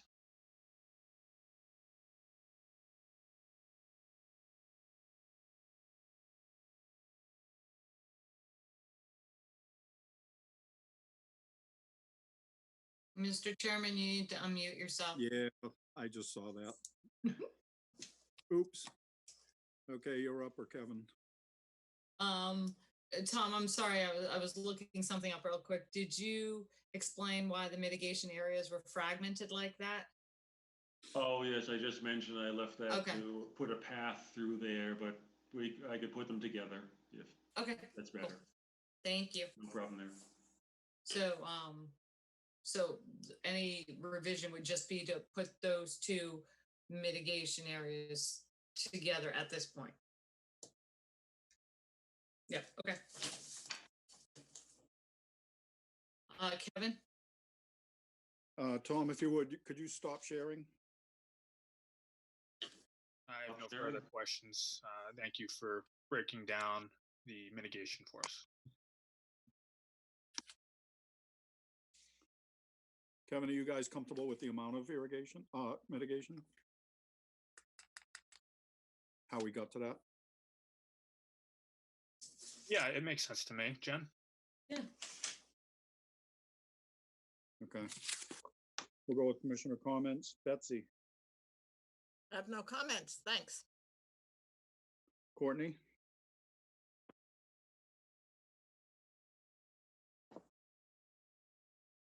No comments. Kevin, No O'Brien. comments. No comments. Thank you. Mark, Bernie, no comments. Maury.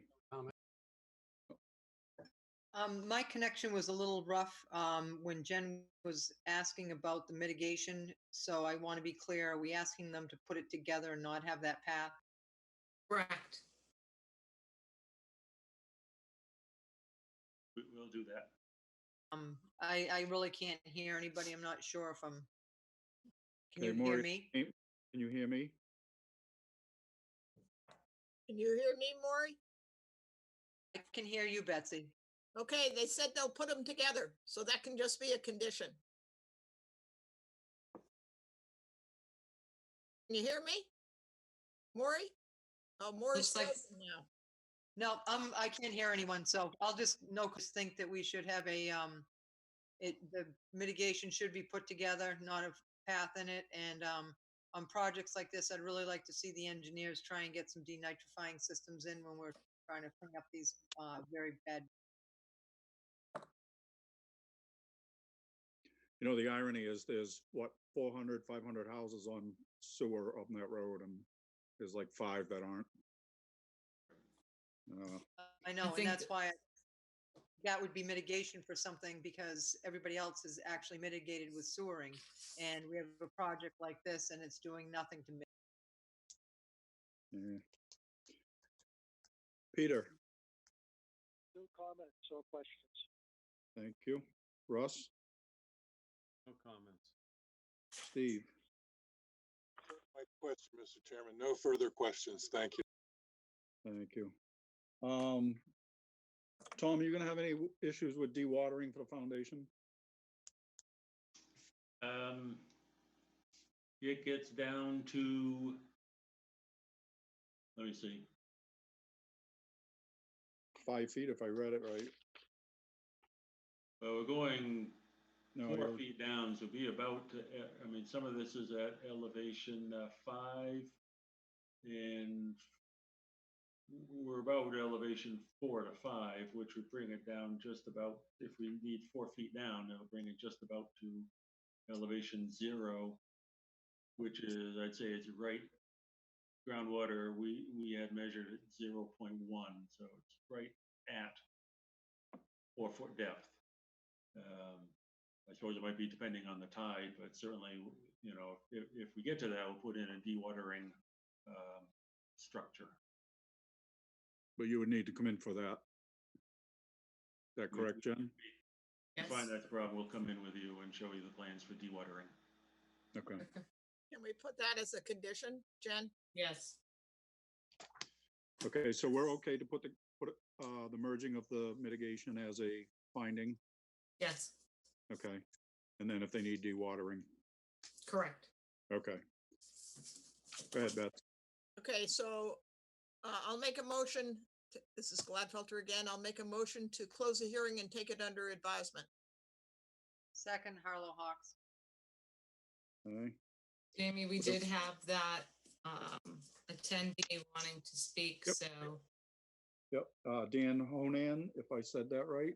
Can you bring him up? yes, I can. And Please. if there's any other attendee that would like to speak on this project, please use the raise your hand function or send us a chat, please.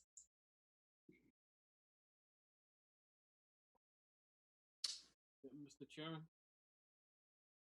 Good evening.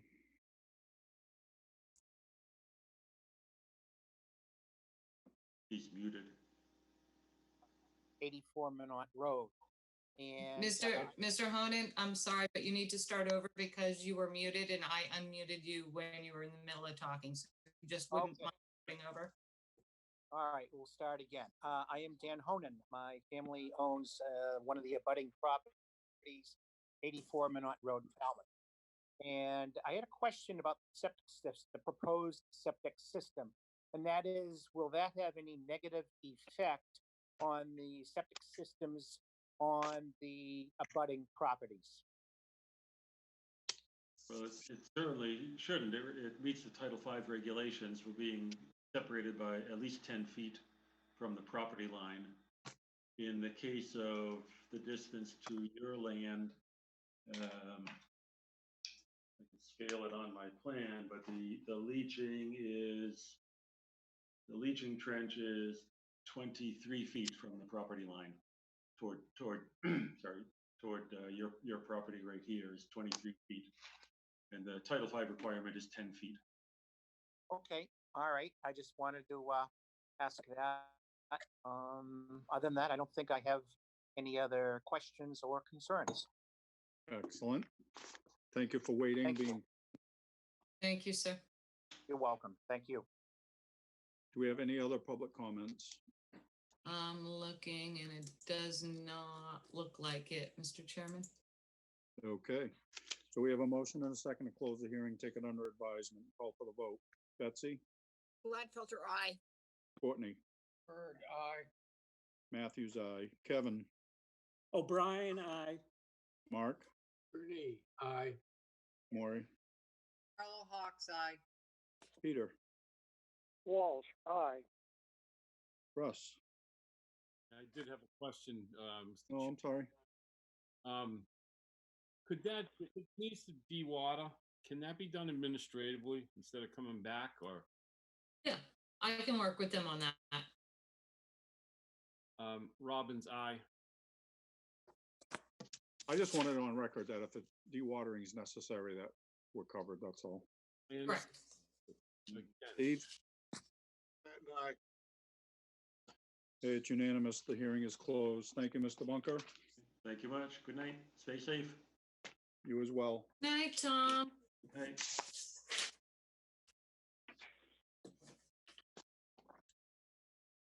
Next up, Michael Herzig, 8 Nichols Road, Falmouth, Mass, for permission to construct a detached garage, expand a cantilever deck, install mitigation plantings, and all associated clearing, grading, and landscaping. Mr. Chairman, I'm promoting Mr. Borselli up as a panelist, and he can let us know if there's anybody else that we should be promoting up. Okay, Where is he? I just hit him. Hang on, Mike, I'm trying to get you. Oh.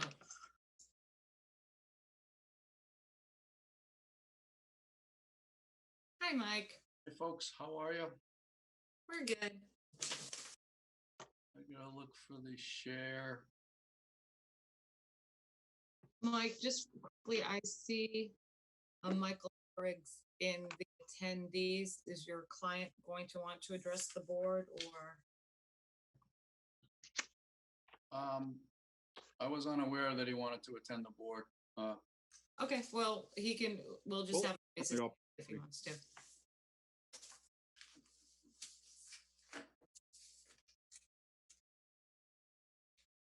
Mike, you're up whenever you're ready.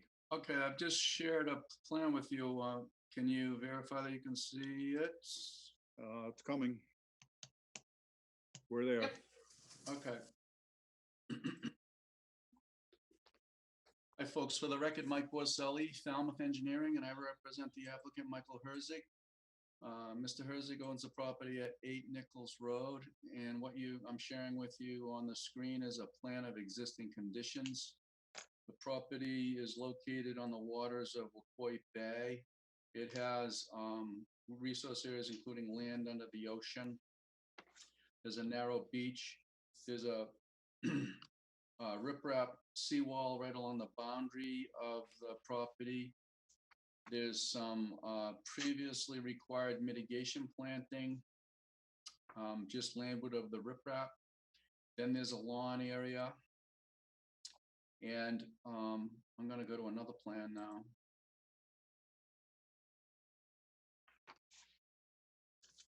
There's a lawn area here in this light green color. And then there's a sloping landform that's actually integral to the existing house that will also be within land subject to coastal storm flowage. So there's actually a coastal bank that comes along the side slope of the property here adjacent to a concrete retaining wall. And then it actually follows the wall and follows the face of the house and then pops out on the south side of the house. The house was built several years before we had DEP policy 92-1. But this in fact meets the definition of a coastal bank. So we've shown it. And the no disturbance zone A from the coastal bank actually crosses beyond the street side of the property. We have shown the no disturbance zone A from land under the ocean as this purple line. And then we've also shown the outer buffer zone B from land under the ocean, which is this second purple line. The project proposed is a very modest 12 by 22 one-car garage proposed to be constructed on top of the existing driveway. A portion of it, this back section, actually will land on an area that is currently mulch. So it's that portion is currently not impervious, but it's a dirt mulch area. So we counted that as an increase in an impervious surface. If you make note of this other small brown rectangle, this is a proposed cantilever deck that's going to be added on to the existing deck. Much of it, it's above the ground by one floor. Much of it casts a shadow down on top of the existing concrete below. There's a little sliver here that actually casts a shadow down onto grass. So taking into account that and the portion of the garage that lands on the dirt mulch area, we calculated a total of 90 square feet. And we applied a factor of 3 to that because it's entirely within the no disturbance zone A of a coastal bank. And we're proposing 270 square feet of supplemental mitigation planting that would be installed along the edge of this existing previously required mitigation planting. And it's proposed to be more of what's there, which is bayberry and beach plum. Same as what's already there. So it'll be, just a widening of the buffer from what currently exists to offset the increases in impervious surface. The other point of note in the regulations would have to do with work proposed within land subject to coastal storm flowage. In this case, we're showing the FEMA designated flood boundary as this bold blue line that meanders around this stone retaining wall. And then it interfaces with the house. And then it pops out again on the south side, right where the coastal bank is proposed. That boundary, that FEMA designation is the boundary between a VE13 and an X. An X is not a special flood zone. There's no requirements within an X. In addition to the FEMA boundary, you will see that I've shown the Falmouth wetland regulation V zone line that is parallel and 25 feet from the FEMA boundary. So technically, the proposed garage is within the Falmouth V zone area.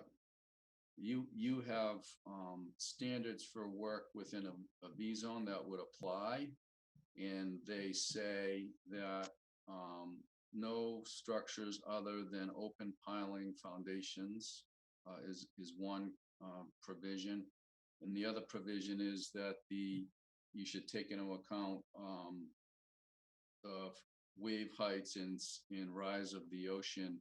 Basically, what that has been determined to be interpreted as the top of the pilings or the bottom of the lowest structural member shall be set 2 feet above the base flood elevation. So the base flood elevation is 13. So the proposed pilings would have to be at 15.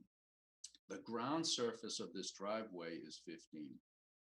So the applicant is proposing this to be pile supported, but they'll be fully embedded into the ground and flush with the existing concrete wall. I have some photos that I'd like to share of that wall. I'll start with this one. You can see, if I can zoom in on this a little bit, there's a concrete wall. This is all elevation 15 up here. So this is where the proposed garage is to be constructed. There'd be pilings installed on the inside of this concrete wall. And then the structure would be built on that. So in the event that this concrete wall would have to fail, and then there'd be the pilings that support the garage. There's another depicting it from with your back to the ocean, looking at the face of the wall. I can zoom in on that. And again, you can see this is the driveway up above. This is the concrete wall. This is elevation 15.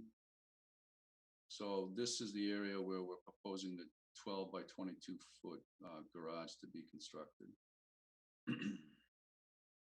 There's one other photo just for reference to help you understand the cantilever deck. If you look at this photo, you can see this bump out of deck. We're proposing to connect to that and basically fill in this section. And you can see below the brick, it wasn't concrete, I apologize for that. That's like a brick patio, but it'll cast a shadow on that, and it'll also cast a shadow on that very small section of lawn right there. These stairs are proposed to be moved back to accommodate for headroom clearance. The architectural plans have taken that into account. So in summary, this is the proposed garage built at, and there's the existing elevation 15. So this will be built basically flush with the existing driveway grade on pilings that will be installed into the ground. This is surrounded by that concrete wall. So we believe that the proposed garage meets standards found within your wetland regulations and the DEP regulations. And I guess that sums it up, and I'm happy to take questions. Thank you, Mike. Can you unshare for the moment? Yes. please. Jen and or Kevin. Yes, Mr. Chairman. So Mike, you're saying that the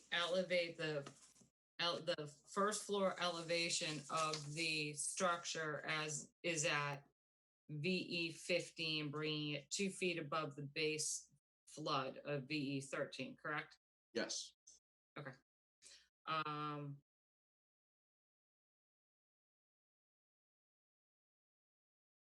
and the only other comment the staff had, and maybe Kevin can talk about the tree. That's all we had, Mr. Chairman. Thank you. Kevin? Yeah, I mean, not much to talk about, but for the board, if you didn't notice it, when Mike was zooming in on the area where he's going to be constructing, or is proposing to construct the garage, there is a tree located, albeit small, but there is a tree there. Didn't know if you had any plans to replace that. I believe, I'll have to look on the photo. Hold on 1 minute. Yeah. I hadn't considered replacing the tree, but we're certainly open to that requirement.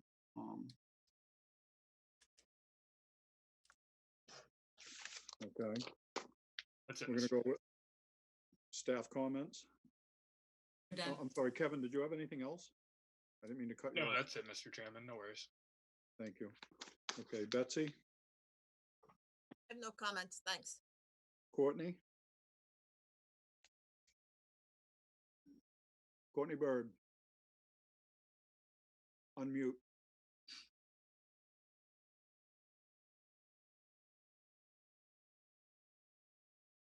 This garage, One more time, Courtney. huh? Repeat that? I said, do you have drawings of the garage? I mean, I'm trying to, you're talking about putting pilings in flush with the ground. And so it'd be nice to have a plan that I could see. I submitted plans and with your permission, Mr. Chairman, I could reshare. Yes, if you would, please. Thank you. Hold on 1 second.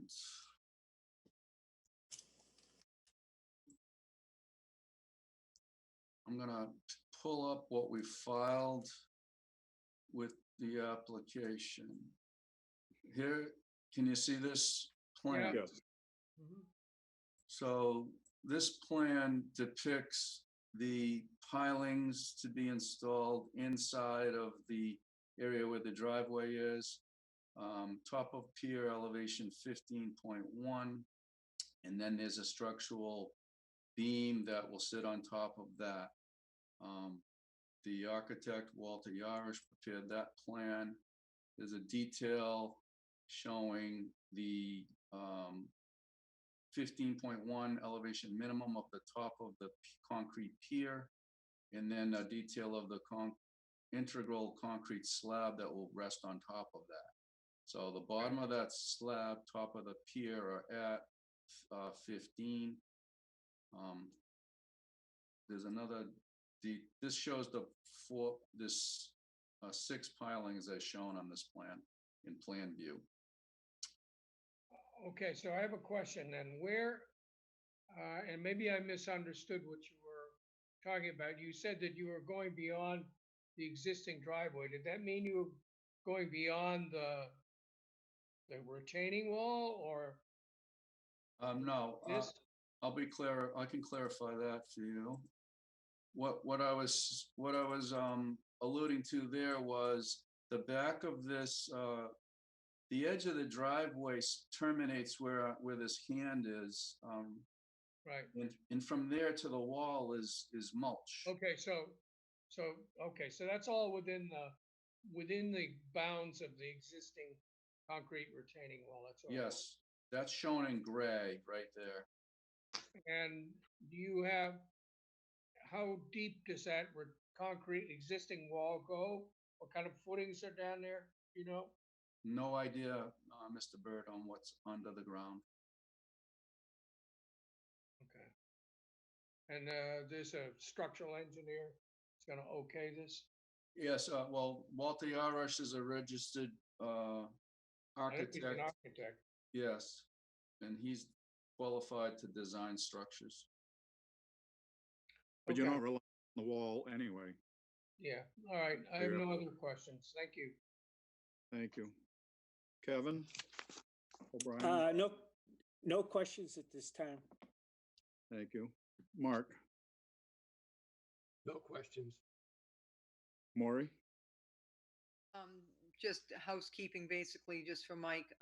It's land containing shellfish, not just land under the ocean. Put that on the plan from now on. It would be nice to have lot lines staked in the field because you don't know if you're trespassing when that easement there, I wasn't really sure. And also put the elevation on of the garage. I know it was in the plan by Yarosh, but it would be nice to have it on this plan because you have the house elevation and you should put the proposed garage elevation. Understood. Peter? No questions. Thank you. Russ? No question. Steve? No questions. We did have a letter about the wall, but it's not pertinent to this particular project. No, but that brings up a good point, though. Did everybody get a copy of that letter? Or Yeah. if somebody didn't, Yes. Yes. throw that out. Okay. Mike, you have 13.3 to the lot line, but you have a 4-foot easement. Is that, if you will, legal with zoning? Yeah, the zoning bylaw doesn't require setbacks to the edge of an easement. They only require a setback to the property line. Minimum is 10 feet. Okay. Thank you. Another quick question. Are we going to have mitigation for the tree? I think we You should. should. Yeah, we can condition that. Fine. More. Yeah, okay. I just didn't want to forget it. Thank you. Mike, are you okay with that? Yes. Either If I trick or could, treat. I mean, where I probably want to put it is probably in this area over here where I'm circling. And we defer to, we're happy to work with staff on the type of tree. Yeah, I mean, I think from our perspective, that would work for us. We just want to make sure it's not, it is addressed, that's all. Well, we don't, just make sure that, when we go out there, it's not in an area of already existing vegetation where you're gonna have to remove the vegetation to get the root ball of the tree in. Sure. You kind of mushed your pointer around there. How about here? And it's so funny because I'm using my pointer and all I see is these two little squiggly things going over each other. But yeah, I mean, we'll figure it out. We have to go on the field and site it properly. So, but we'll work with you on that. Okay. I would make a motion to close the hearing and take it under advisement. I'll second Gladfelter. I'm sorry, Okay. Harlow Hawks made the motion. Mike, would you mind unsharing, please? Sure. I don't like to share anyway. This is where you can be selfish and it's okay. All right, we're going to take a vote. Actually, are there any public comments, any chat requests? I don't see any hands raised or any chat requests at this time, Mr. Chairman. Okay, we're going to call for the vote then. Betsy? Gladfelter, aye. And again, we have a motion and a second to close the hearing. Courtney? Bird, aye. Matthews, aye. Kevin? O'Brien, aye. Mark? Cooney, aye. Maury? Harlow Hawks, aye. Peter? Walsh, aye. Russ? Robbins, aye. Steve, did I skip you on comments? No, sir. I did comment. I mentioned the wall, Yeah, okay. and I would vote aye. Patton. Thank you. All right, it's unanimous. The hearing is closed. Thank you, Mr. Borselli. Thank you. Have a good evening. You Night, as well. Mike. Night. Night, Mike. All right.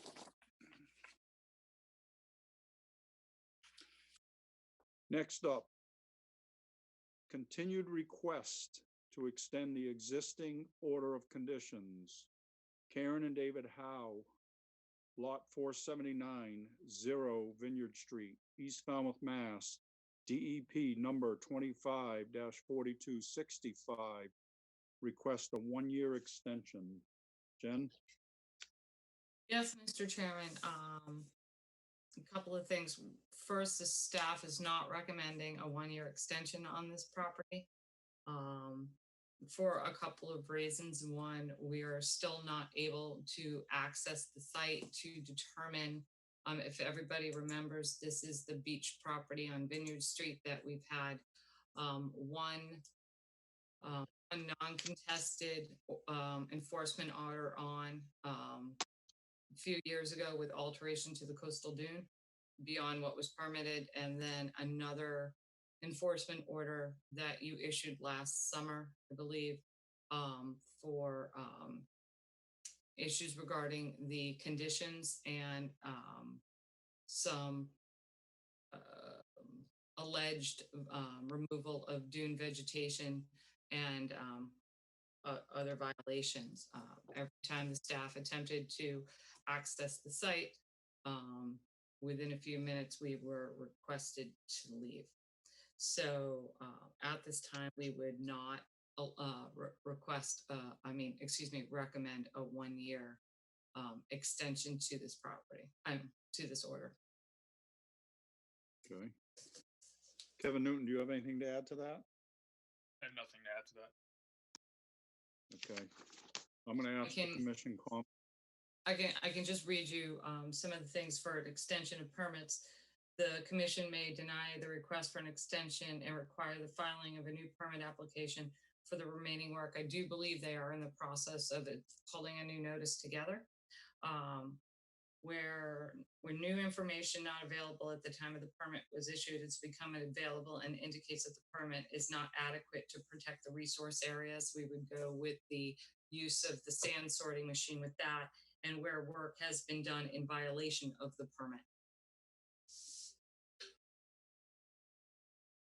Okay. So, Mr. Chairman, I'll put a positive motion on the table. And then if you don't agree that it should be extended, then you should vote no. Okay? Second, Harlow Hawks. Okay. So I'll call for the vote, and if anybody wants to make a comment at that point, that's fine too. Do we need to open this up to public comment, Jen? Yes. I don't think so. Okay, so do we have? I don't see anybody, hang on. Only 3 attendees right now are SCTV, Peter's mobile phone, so we can hear him, and your administrative assistant, Amy, so I don't believe there's any public comments. Okay. So a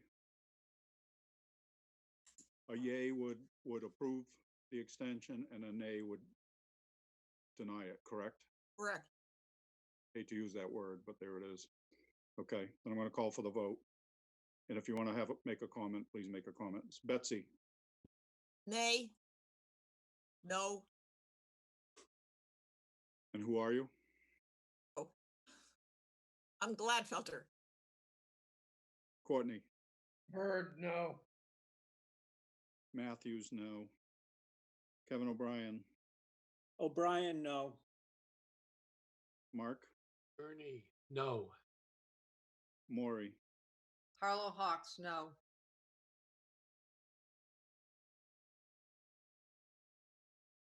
Peter. Walsh, no. Russ. Robbins, no. Steve. Patton, no. Unanimous, it is denied. Okay, so I just need the board to be aware of something. Because of the bill that was just passed in the House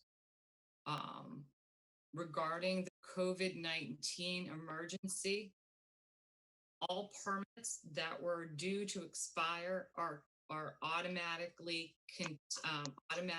extended for 45 days after the emergency is declared over. So although we did vote, or you just voted not to extend the order of conditions, the applicant does have the ability to work under that order for 45 days until the emergency is declared over, and for 45 days after that.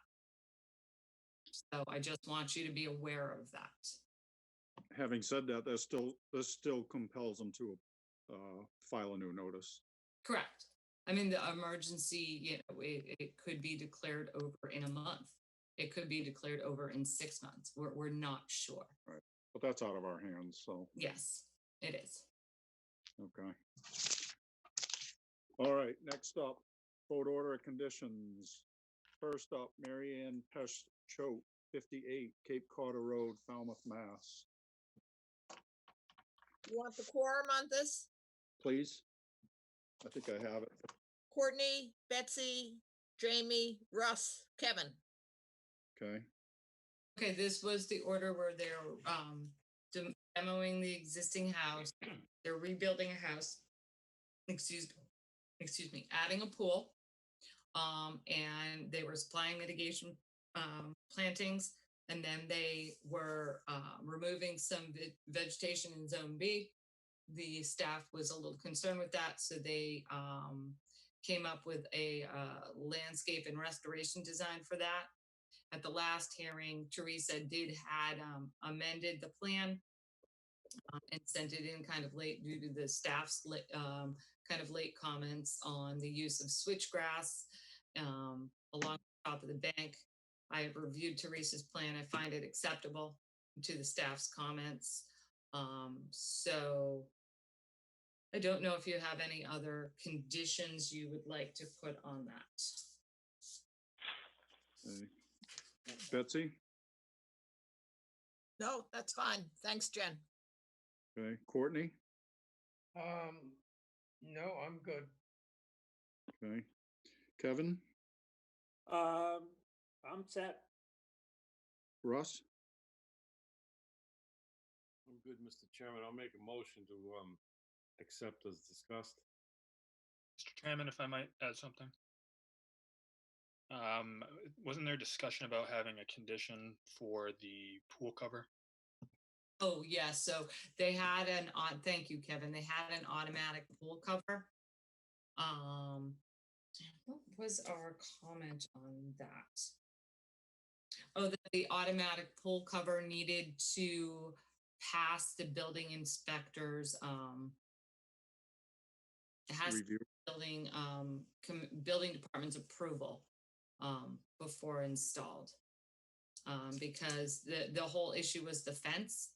I asked Gary Street, our building inspector, about whether an automated pool cover met code, and he says it would have to pass certain standards, and then that way they would not have to put that fence in. So if the automated pool cover does not pass, They'd have to get an amendment for the fence. yeah, the building inspector's approval, then they would have to come back for an amendment. Correct. Okay. And our standard conditions would allow for a single rail fence to protect the mitigation anyway. Oh, yeah, correct? to protect the mitigation, correct. Okay. All right. Now, I'm sorry, Russ, you made the motion. Who's second? Gladfelter, second. Thank you. Okay, anything else? All right, Betsy, Gladfelter, aye. Courtney, Bird, aye. Matthews, aye. Kevin, O'Brien, aye. Russ. Robbins, aye. Excellent. Thank you. Next up, Cape House 11 LLC, 207-217-223 Meadow Neck Road, East Falmouth, Mass. You want the quorum, Jamie? Yes, please. Courtney, Kevin, Betsy, Russ, Steve, Peter, Mark. Are you sure about Peter? I don't have that on here. I'm positive about Peter. Okay. Thank you. Jen, do you want to start on that? Yes, so a couple of things. You heard from the consultant, you heard from the peer review consultant about alternatives, and that's what we kind of wanted to look for, was whether or not, you know, there were alternatives to constructing a rock revetment. So if you're satisfied with the reports that you received, we need to talk about conditions for building the wall. So is what I need to know, is everybody satisfied that the revetment is the way to go? All right, I'm going to go down the list for comments just to keep it all the same. So Betsy? Yes. All right, that was short and sweet. Courtney? I'm troubled with the revetment, but I'm not sure what the alternative is. I listened to the testimony, but it just troubles me. But you understand what the recommendation was, correct? Yeah, I do. Okay. Kevin O'Brien. I'm with Courtney. I understand. I think we have no choice but to accept. But I wish someone could tell me, you know, how do you draw the line, especially with somebody who's not doesn't have $1 million in the bank to hire all these, you know, experts. But I'm swallowing all that and going along with it. Anything else? That's enough. Mark? I think this is the right solution for that property. I was looking through the original NOI though, in contact with Jen's comments. I don't see much of a description of how they plan to build it. And we certainly need a decent description of that, in particular, what they're going to be doing up and down on the shore itself. I think we certainly need that. Well, the consultants did a drawing, didn't they, Jen? Basically, the consultant said to construct it, it was going to be done from the top. They were going to come down the bank and then build it from the side, the contractor that they are proposing to hire.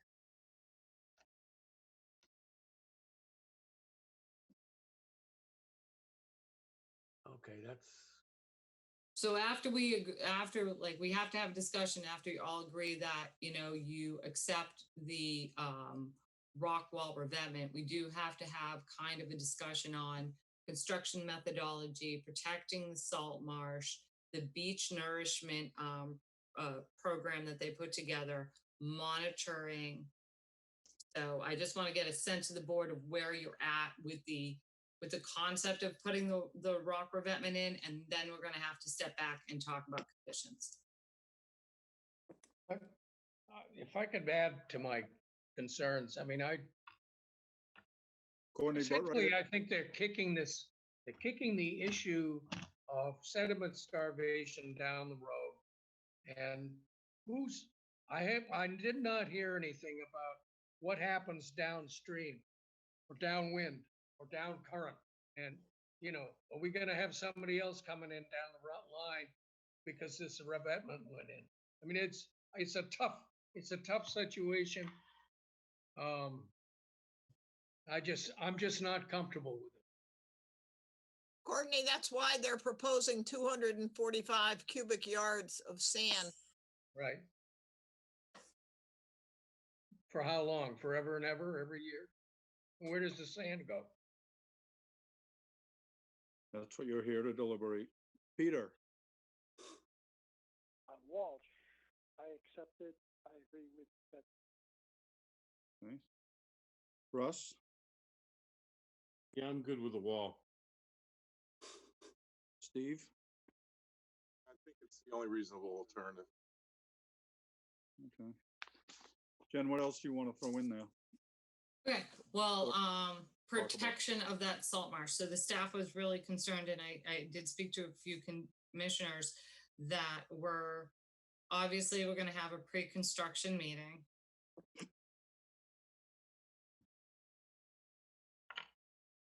And we're gonna have to determine how they protect the salt marsh. The staff was a little, what's the word I'm looking for?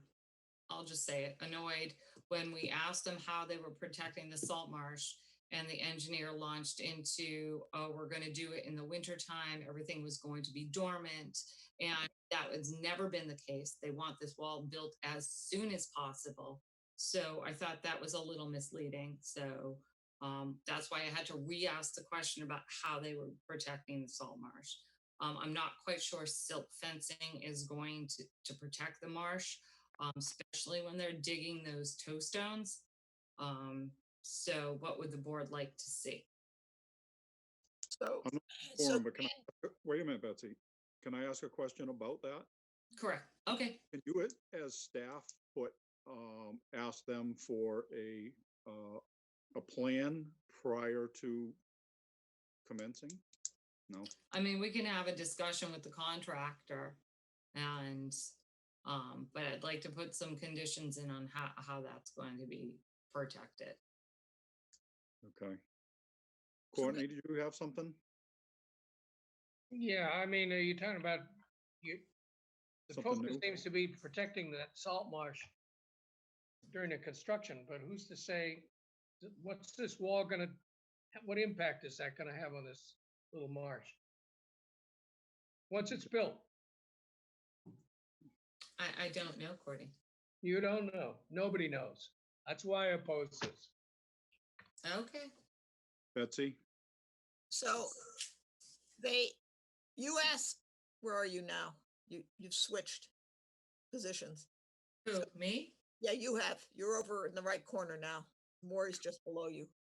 So you asked them how they were going to do it, and they gave an explanation. But I think another condition will be that you're worried that it's going to get totally wiped out. Correct. That if it is, they're going to be required to put however many square feet of salt marsh mitigation somewhere on their property. I mean, at the end of when you go for compliance, they're going to have to show that they have that much salt marsh. Okay, the staff will come up with some protective measures of the salt marsh, and then if the salt marsh is damaged, they are going to have to restore it. Makes sense. All right. Is there a time of year restriction for that work anyway? By DEP? No? No. Nothing. No, because Just you're curious. working above, Mean high water. yeah, Okay. they pulled the wall back, they lowered the height of it. So,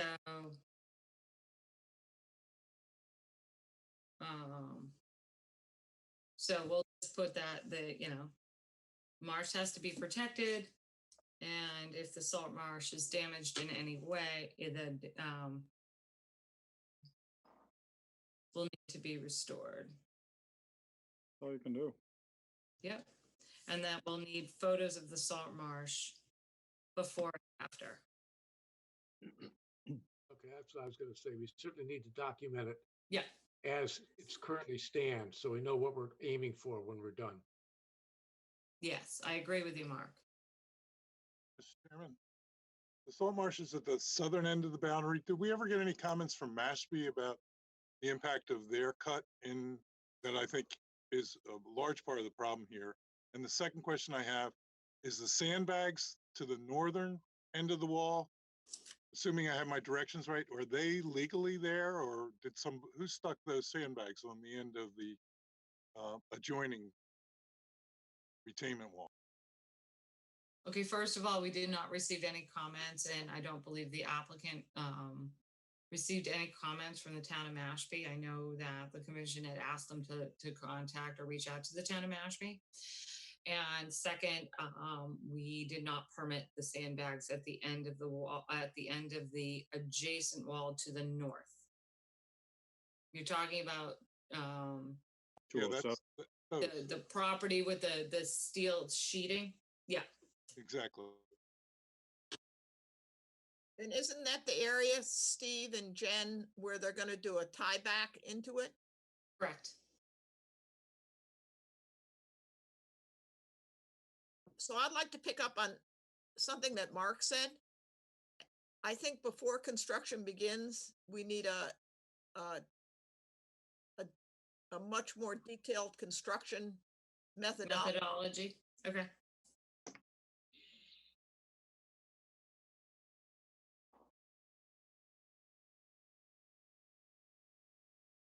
Okay, any other comments? Jen, do you need anything else? No, we need to talk about the beach nourishment protocol and monitoring. So they're going to have to establish transects and monitor that beach on an annual basis, and then determine, you know, how much sand is lost in that system. Right now, they're estimating, what was it, Betsy, 245 yards. 245 cubic yards. My biggest concern with that is the problem that we've already seen there with the neighboring property.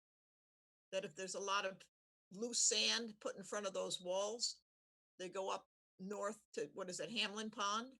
Correct. So there was when the property to the north, prior to them putting the steel sheeting in, and prior to my time as your administrator, had an order of conditions, and I think the only people that would remember that are possibly Betsy, Courtney, and Maury, that they were putting a large amount of sand, like 4 times the amount of sand that this project is proposing. Excuse me. And what was happening was the sediment transport is south to north. And what was happening is the sand was being sucked into Hamlin Pond, and it was shoaling up that area up in there where people who have moorings and docks in that area were having trouble navigating out because of the sand movement into that area. Now, only time will tell if, 200 cubic yards or 240 cubic yards spread across that. And I think the other property is close to 800 linear feet. It's a huge property. It's like 6 acres north of them. By the time that sand travels all the way up there, is it going to have an impact into Hamlin Pond? And we just don't know. But that's all part of monitoring, right? Yes. Jen, Well, I mean, the monitoring is going to take place on their property. They're not monitoring Hamlin Pond. No, but they're gonna know if they're missing They're stuff. losing it, correct. So, So do you want, just basically annual monitoring to determine if beach nourishment is required? I'm not even sure how you can monitor that. I mean, the transepts, they go in and out with the seasons. And I'm not quite sure that's maybe the way to do it, just require 245 yards a year. Was there any requirement for the property north of this one did it have any nourishment requirement? Well, like I said, Mark, prior to the wall going in, and the wall was just sheet piling in front of an existing wall, built back in the 50s. They had tried to do a beach nourishment program, and it was adversely affecting Hamlin Pond. Thank you. When the regular sheet piling went in front of the wall, and you have to say that wall is nothing like the little wall on the property we're talking about. That was a substantial structure along the shoreline, and that sheet piling went directly in front of it. We did not require them to have a sand program at that time because of the impacts to Hamlin Pond. Thank you. I think we're we're gonna have to ask them rather explicitly about how they're gonna get sand down if they need to. The top of the wall is pretty far away from, where the mitigation is pretty far away from the base of the wall. So you might not be able to reach from the top. If you can't, then you're gonna have to have a way to drive vehicles down onto the beach. And that, you need a place for a ramp, and that's right where they might be putting their core logs. They don't want to run over them. So we ought to make sure they think about it and have a process to get the sand down as Well, that's down the road, but also there's methods to pump it, so. Yeah, I was gonna we've seen say, that I in agree with projects. Jamie. There was a project before your time, Mark, in off of Wild Harbor Road, where they actually pumped the beach nourishment sand. It was through like a little tube. I don't know. They got it onto the beach by literally pumping it down there. So there is a way to do it. But We looked at that fairly recently down on, off Davis Neck. Yeah, Davis What, Neck did 2 it years as ago? well. but that's And another, actually, it's in the system and it works well, just to say it. that's another condition that should be put in though. How are they gonna do it? Just to mitigate damage to any of the new plantings, et cetera. I would like to see that monitoring extended to that salt marsh as well. Oh yeah, definitely. Gordon. So that We've we already can- talked about down monitoring the the salt road. marsh. Yeah, oh yeah, absolutely. Because, I'm concerned that what the long-term impact on that, with that wall is gonna be on that marsh. Well, eventually that marsh is gonna be drowned with water. Well, we know that too.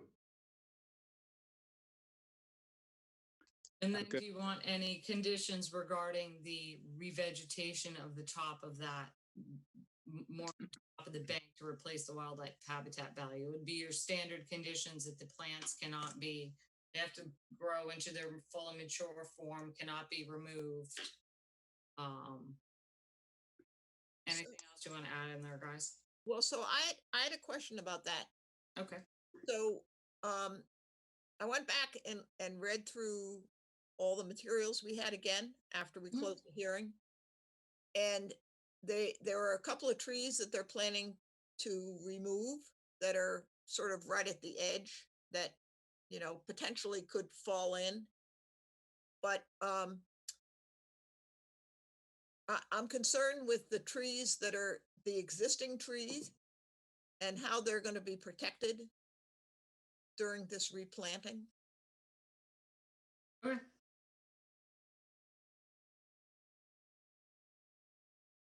So protection of existing trees, got it. I'll come up with something.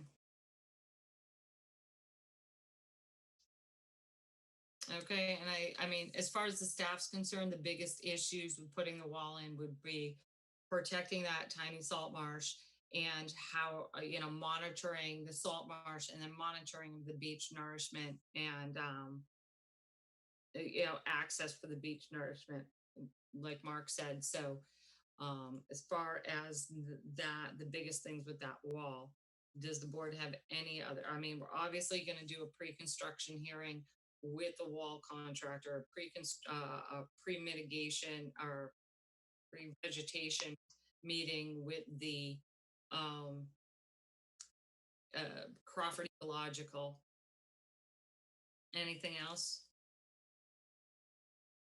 that this board is concerned with that wall going in? If not, we're on a motion. I'll make a motion to accept as discussed. Gladfelter. I'll second that, Robbins. All right, we have a motion and a second to accept as discussed. Betsy, Gladfelter, aye. Courtney, Bird, no. Kevin, O'Brien, aye. Mark, Ernie, aye. Peter, Walsh, aye. and Russ. Robbins, aye. Steve? Patton, aye. Okay, 6-1, it passes. Next up, Quistit Harbor Preservation Trust, Woods Hole, Falmouth, Mass. This is the project out at the Knob. We have, Betsy, could we have a quorum, please? It's all of us. We just heard it last week. I'm asking for the record. Okay, They had the amendment to switch the construction access to the top of the knob, for lack of a better term, instead of building that big intertidal roadway. And I think at the original hearing, I asked them why they weren't going over the top. And I think when they really looked at it, that they might have been getting some pushback from some state agencies, that this was, or federal agencies, excuse me, that this was the better way to go. We've seen access along the knob on the top. I know they don't want to ruin any of the vegetation up there, but we've also seen the vegetation bounce back from prior construction projects out there. So I'm not too worried that it's going to be altered, forever. I mean, the vegetation will come back in that area. well, they have a nice mitigation plan too. Yeah, they do. They do. And so, I did point out something to you, though, that I'm a little bit confused about. And that is for the mitigation plan, they said we want to plant everything in the wintertime or just before the winter so that we don't have to, we don't have to irrigate it. But when they said that, when they wanted to actually build it, it was in the spring.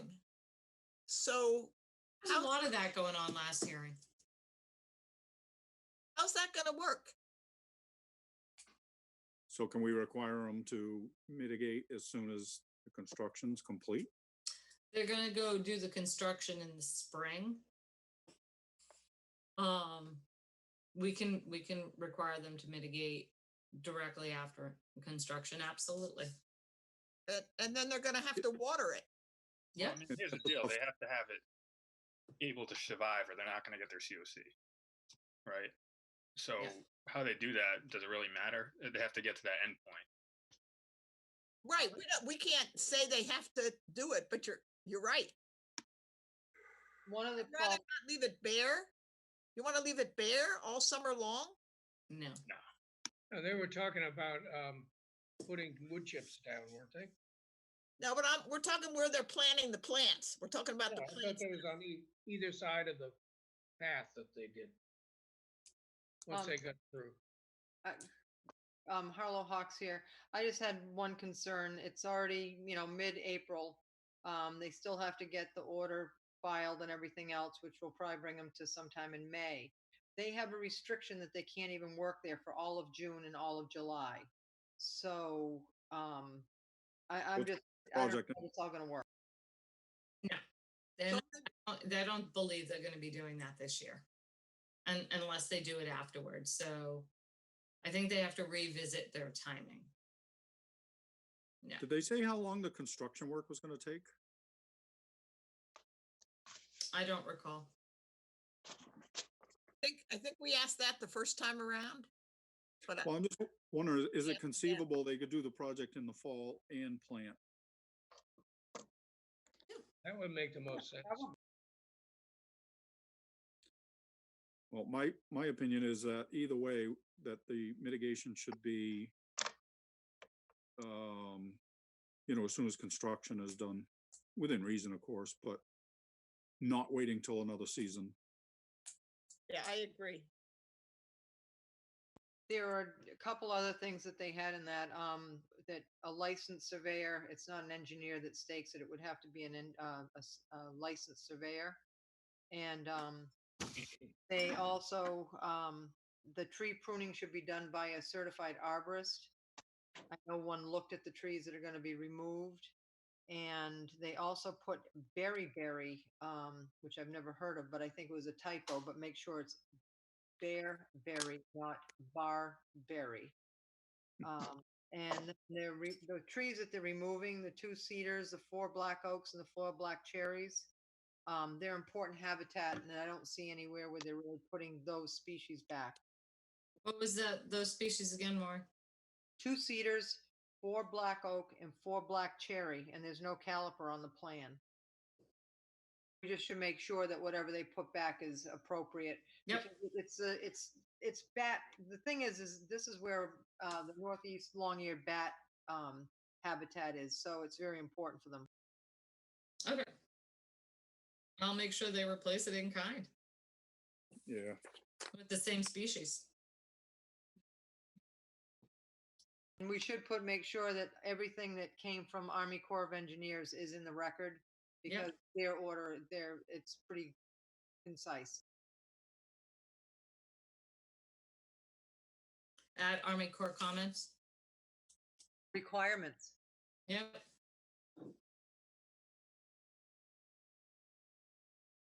Ready for a motion? Does anybody else have any comments? Russ, Kevin? I'm good. Okay, yes, we're ready for a motion. So motion to accept is discussed. Gladfelter? Bird, second.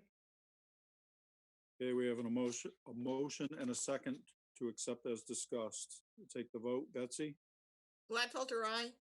Courtney, Bird, aye. Matthews, aye. Kevin, O'Brien, aye. Mark, Ernie, aye. Maury, Carlo Hawks, aye. Peter, Walsh, aye. Russ, Robbins, aye. Steve. Pat, aye. Okay, that all passes. Peter, thanks for your perseverance. Susan, thank you for yours. Amy, thank you for participating. Kevin Newton, thank you. Everybody say thank you to your IT support as well. Thank you, everyone. Thank you, IT support. IT. Hi, guys. You see, I had to respell my first name so I could get in. You need a motion right. to adjourn, guys. Motion I to made a adjourn. motion already. Oh, okay. One more? Carlo Hawks made a motion to adjourn. Okay, Gladfelter will second that. All right, Betsy, Gladfelter, aye. Courtney, Bird, aye. Matthews, aye. Kevin, O'Brien, aye. Mark, Ernie, aye. Maury, Carlo Hawks, aye. Peter, Walsh, aye. Russ, Robbins, aye. Steve. Pat and I. Excellent. We're adjourned.